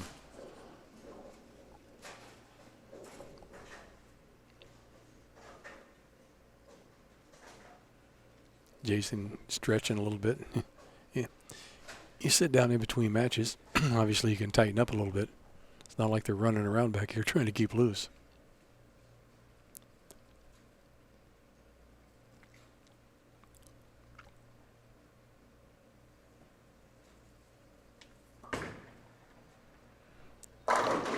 Still amazing how quiet it's been in the center here for all I these know. matches Like I today. said, There's a lot of people. You said it earlier. I'm scared to talk, but Jason looks like he moved to the right, and he's opening up the lane. He's starting to do what he does, and he's taking his second re-rack already. Wow. Like you said, he's got a bullet 10 frame here. This is it's interesting. He walked over to Jeff and have a little meet and greet. Jeff, can you talk about what was said there? Yeah, he was just questioning if he made a good shot the last time on the left lane, which he made a great shot. It just jumped, so he's going to make a move to the right and trust it.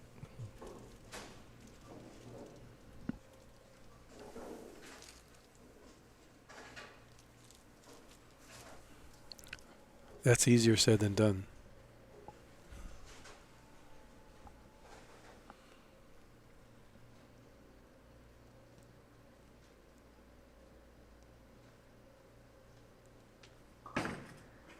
Looked like he might have got out in front of that one a little bit. Yeah, same result.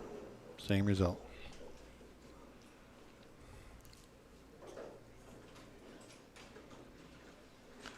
I mean, from our angle here, it looked like he made a good shot. Well, this is just where all the last couple of weeks of being close, making a show in those matches, all these he's struggled with carry, and that all just kind of comes back to him now, right? Here's two good shots, and look at all those 9 counts.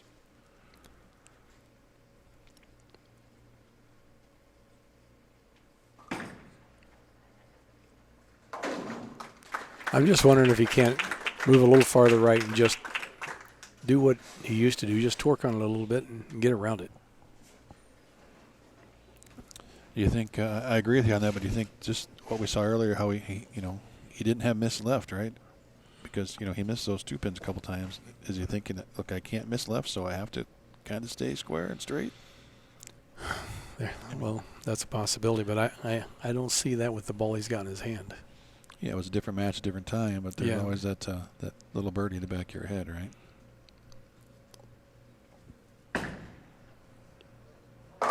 Yeah. Oh my God! Look at that. That pin. It's dizzy. We call that the spinner. Look at this shot right here. Oh my! Posting it. It is obvious that he likes that lane a ton. It's like there's no question. And he's taken his second re-rack already. So if he puts the front four up or the four-bagger up onto Jason, Jason is now in a must-strike out situation pretty much. The key to this left lane, I was told, is the left lane hooks sooner, hooks earlier, burns up, which means you got to try to get it down the lane, but there's still a hang spot down there. That's what makes it so difficult. That's why I thought Jason might move a little bit to the right and just use a little more hand because he can and get around that spot.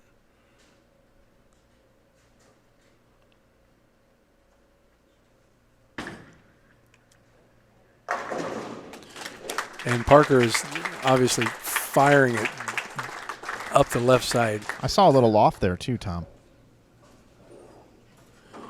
Yeah, he's beelining it. He's not giving that ball a chance to hook early, especially in the front. Not at that speed. Jason Couch, 239 max score. Parker Bohn the third, 270 here in frame number 7 for Jason on lane 30.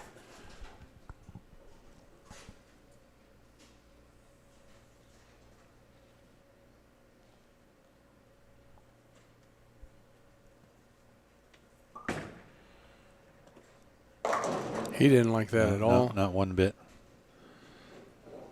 Like that ball just hit the lane and said, "See, I'm going right."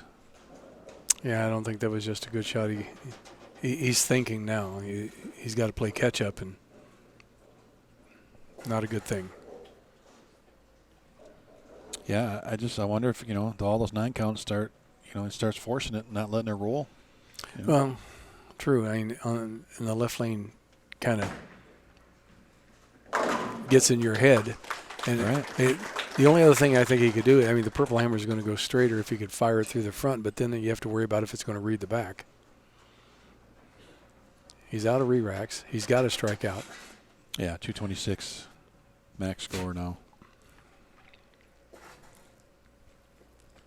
Kind of the opposite scenario we saw in the last match where he had a nice lead on Brad and, that open frame on the 9th after the big string. Brad got back into it with a chance to put some pressure on. Jason just wants that same opportunity here with Parker, but got a strike right now.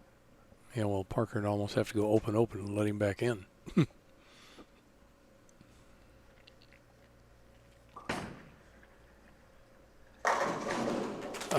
There's 10 back. Yep. Take a look at this one more time. Yep. Yeah, he threw that firmer. A lot more confidence on that release. So 226 max. He's got to hoping for some spare action out of Parker to give him a chance. Who's that wonderful lady on the computer right there, Tom? That would be Linda Carter, Wonder Woman. My better half by a long shot.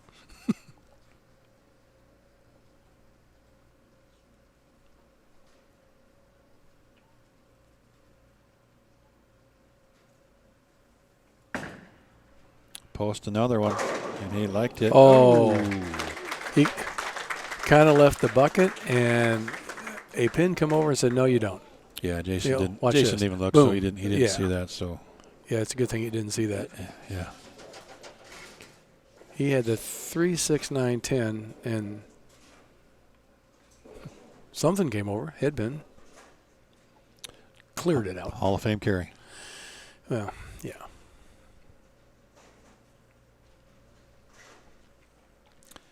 You're going to have to step your game up here when Parker turns 60 because those super senior checks are going to be tougher and tougher to get. It's tough now for me, for God's sake. What are you talking about?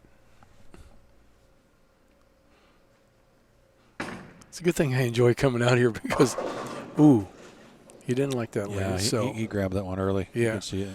The camera angle. He got a handful.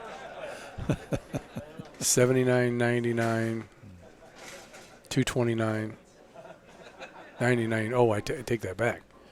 99, 19, 39. He would have to open the 10th to give Jason a chance.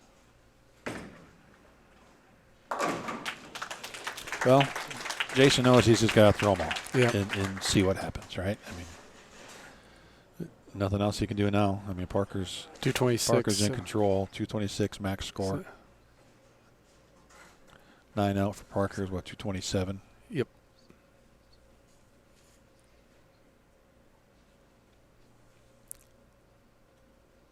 And Parker's ending on the right lane, so I don't think that's going to happen. Yeah, he struck every time in that right lane. Now we know why he chose it. Mm-hmm.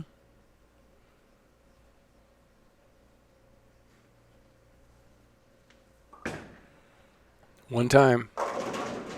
Oh, There's that light that's hit. it. Throw 11 pins at it, and finally something hits it. Because there's a whole bunch of pins that went over there. Now I know there's not 11 pins in the rack, but it sure looked like it. Sure looked like it. They all went that direction. Okay, he's out of re-racks. So he's got a strikeout.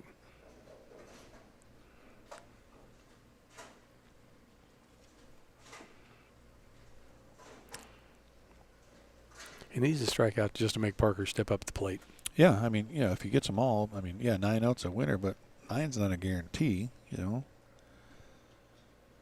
We've seen stranger things here this week.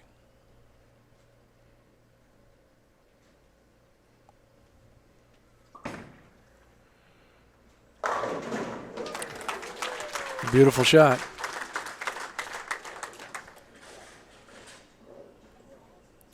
Good knee bend, posts it, watched it all the way.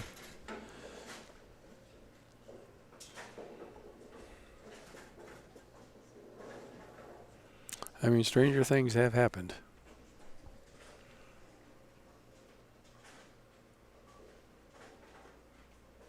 Well, Jason's making the best out of his second opportunity here, coming in as a 5 seed, and a chance to bowl for the title here against Parker Bohn III. But still needs to put 2 more good shots on the board to put any type of pressure on Parker.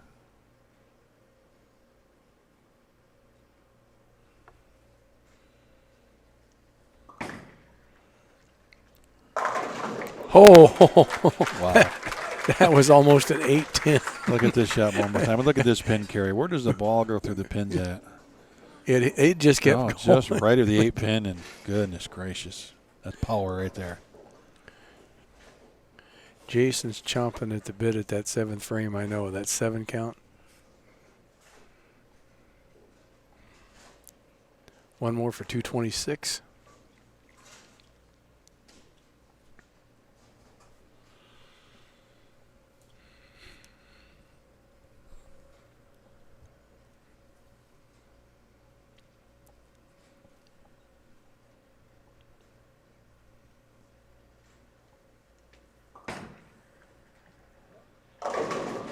And he's like, where was that pin carry at? That was important, though, remember. Oh. So, I mean, 9 out for Parker is enough, but, getting all 10 there forces, forces that to happen. I mean, if there's a lot of scenarios, and I'm not going to go through them because I don't want to be the jinx. Yeah, Parker just needs to step up, make a good shot. He struck every time in this lane. He knows what he's got to do here. Yeah, if he leaves anything less than 9, where there's a chance of chopping a spare or whatever, that could be a different scenario. His last shot on left lane, he grabbed it just a touch early.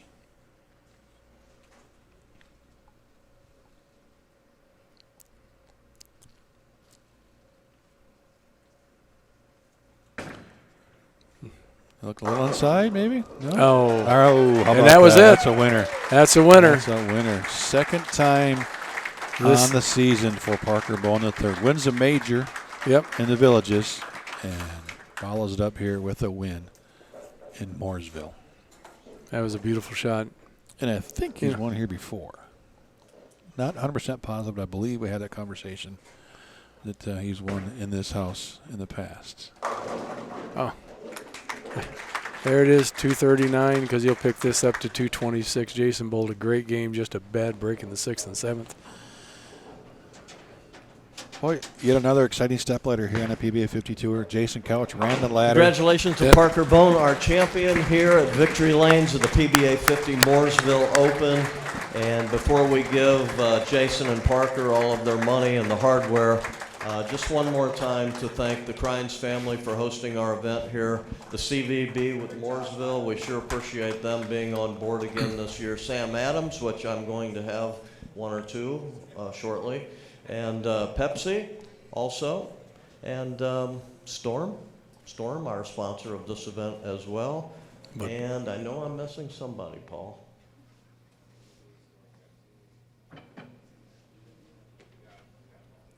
How about Victory Lanes? Yeah, there we go. Thanks to Victory Lanes for hosting us here. And congratulations again, Parker Bohn, our champion. And we are going to bring out the Crines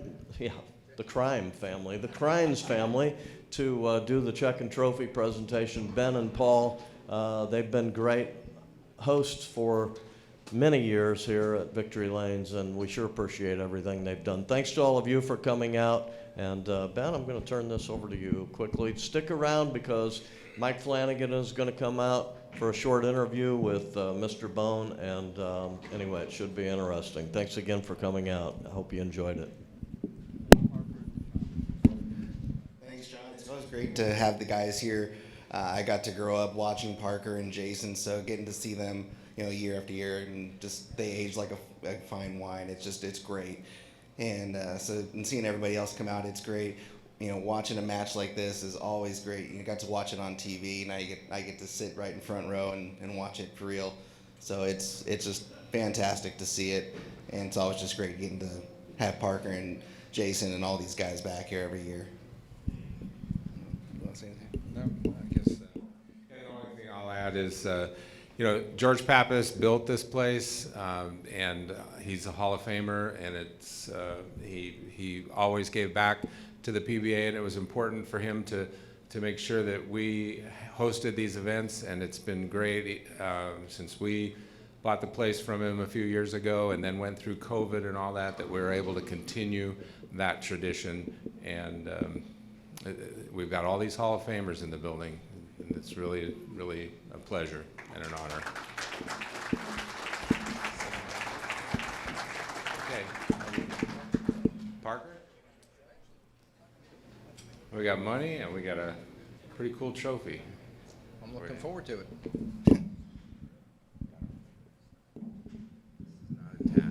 It's not attached, so I don't want to pull a Weber and drop it.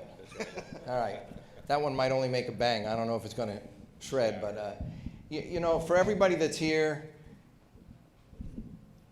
you and your family, what you have done for us through the years. Obviously, we know George, and it all started there, but your family continued a tradition that the PBA players sincerely love coming here. Victory Lanes is a one-of-a-kind place, and I say this on behalf of every PBA player that's ever stepped foot in here. Thank you, and thank you again, and we look for many, many more years in the future.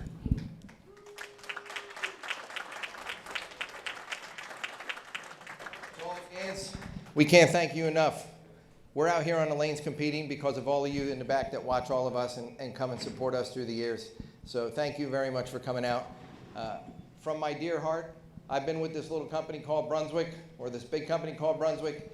I feel that they make the greatest equipment in the world. I've been with them for a long, long time, and I don't see me going anywhere. So thanks to them for allowing me to step once again on the lanes in the victory circle here, where, yeah, twice. That's right. But let's say that there's a lot of champions around this area, and I'm just gracious enough to say that I'm a two-time champion here at your facility. So thank you again. And I know I'm getting a check here, but I got to say one more thing for my good friend Jason. Folks, he bowled an outstanding game there.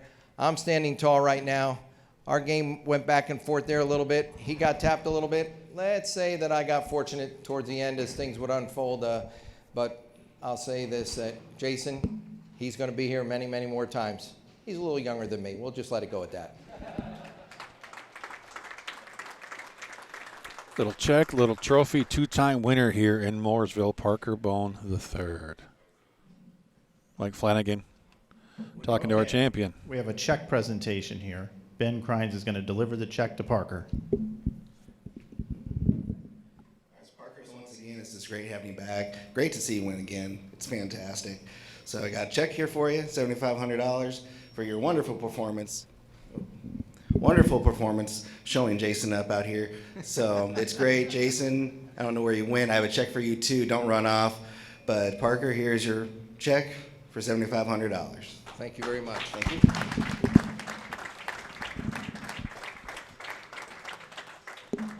All right, let's give it up one more time for the Crines family and this great facility you all get to come and participate and bowl in all the time. Totally awesome place here.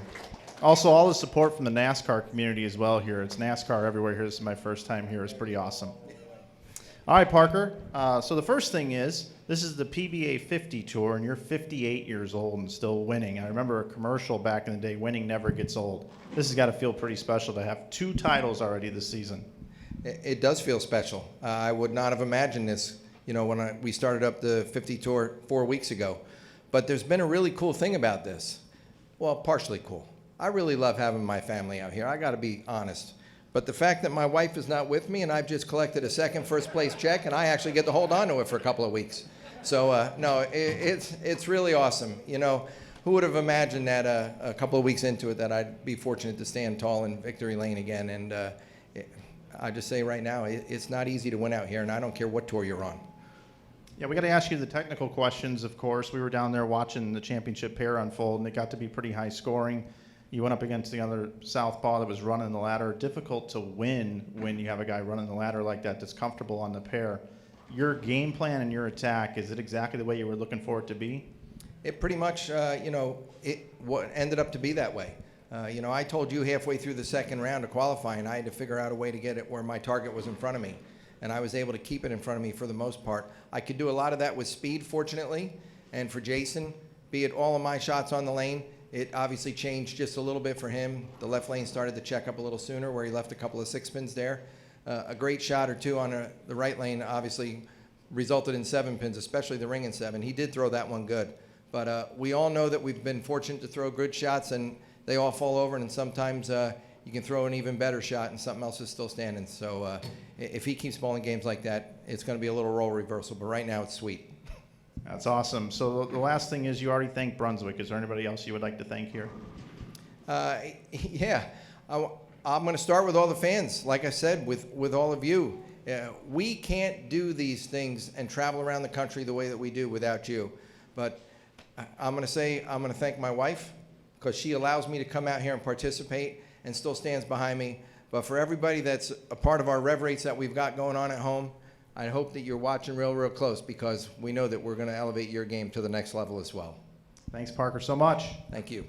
That's your champion here, Parker Bohn III. He's got 2 titles this year. We'll see if he can go on and do some more, maybe win Player of the Year. Back to Tom and Craig in the booth. All right, what a great champion yet again here. 2 titles this year for Parker Bohn III, a major, and now his second time here in Mooresville, and obviously leader in the clubhouse for Player of the Year through 4 events. The way he's starting, I don't think that he's going to stop anytime soon either. His game is probably as pristine as I've seen it in a long time. He looks good. He might be 59 in July, but he's bowling like he's 35. You're not buying it? No, I'm not buying it. I want a birth certificate. He throws it too good. What a great Stepladder. Again, we're 4 tournaments into the season. Every week seems to get better and better. We're going to head north 5-6 hours to Drainesville, Virginia for the Bud Moore Classic. And that's going to be in the finals in Bud's house, which is an unbelievable 20,000 square foot house with 2 lanes. Unbelievable. Well, put in more lanes. More lanes. Well, we talked to him about that. Yeah, we know some people. We can help out with that. It's going to be, if it keeps going, it's going to be another Hall of Fame finals again next week. We're bowling on 46 feet, Johnny Petraglia pattern. Okay. And it's only got, I believe, 22 mils of oil on it. So we're going to see some different things on the lanes next week. A little more urethane probably going on lane? Well, either that or you're going to see guys a lot farther left and doing tricks with the bowling ball. I'd like to see it. Also coming up here on Bowl TV, the PBA Tour kicks off up in Rockford, Illinois here this weekend. Home stomping ground. There you go. You know a little bit about that place. But we'll be live on Saturday from Drainesville, Virginia. Right. And we leave tomorrow. Yeah, we do, and we're going to head everything up north. We'll pack up all the motorhomes, pack up the Yugo with all our equipment, gas it up here, hit the road, head north on whatever highway that is, and we'll see all our great 77. fans. There we go. You There sure? you go. Yeah, I'm Check positive. your GPS. Yeah, we got to go up the big mountain. Yeah. But, as we get to that point, again, thanks to all the fans. Please check the Bowl TV schedule. Lots of stuff coming your way this summer. And, of course, we always want to thank here the USBC board, United States Bowling Congress, BPAA, the Bowling Proprietors Association of America, their board of directors, all the PBA50 members. Great fields again. Another big field next week. I saw a lot of local players from the Virginia area, new faces again joining us. Well, It'd this be year great we've to see seen that. a ton of new faces. I think we're going to see Every more week. next year. Every or next week, So rather. There'll be a new guy that Yes. we've wondered where he was hiding, and he'll make the top 24 next week. Of course, our bowling center, we talked to Paul Crines here during the matches and saw their family. Great work again by the center and the staff. Beautiful place. It's always nice to come back here. And, of course, John Weber and Linda Carter. And Linda, yeah. Well, they run a tight ship. They keep you guys in check. Well, yeah, they make sure all the scores are right. I just wish you'd add a few pins to mine. Yeah, we can't do that. Yeah, I though. know, mean, but maybe. But it'd be nice. Don't tell anybody. The guys on the player services truck, Will Haverland in here for a couple of weeks back out with the guys. We got Don Simonian out there. Great job this week, guys. We've got our team on site here, the guys back at the home office here for World TV. And all you the fans out there, we can't do this without you, your support, your subscriptions, and, the fans here in the center, thank you for all that. So with that, Tom, I think for all of us here at Bowl TV, we're for ready. myself, Mike Flanagan, Brian Kane, Tom Carter, that's it. Thank you. Good night. And remember, on Bowl TV, bowling lives here. You got it. Right here.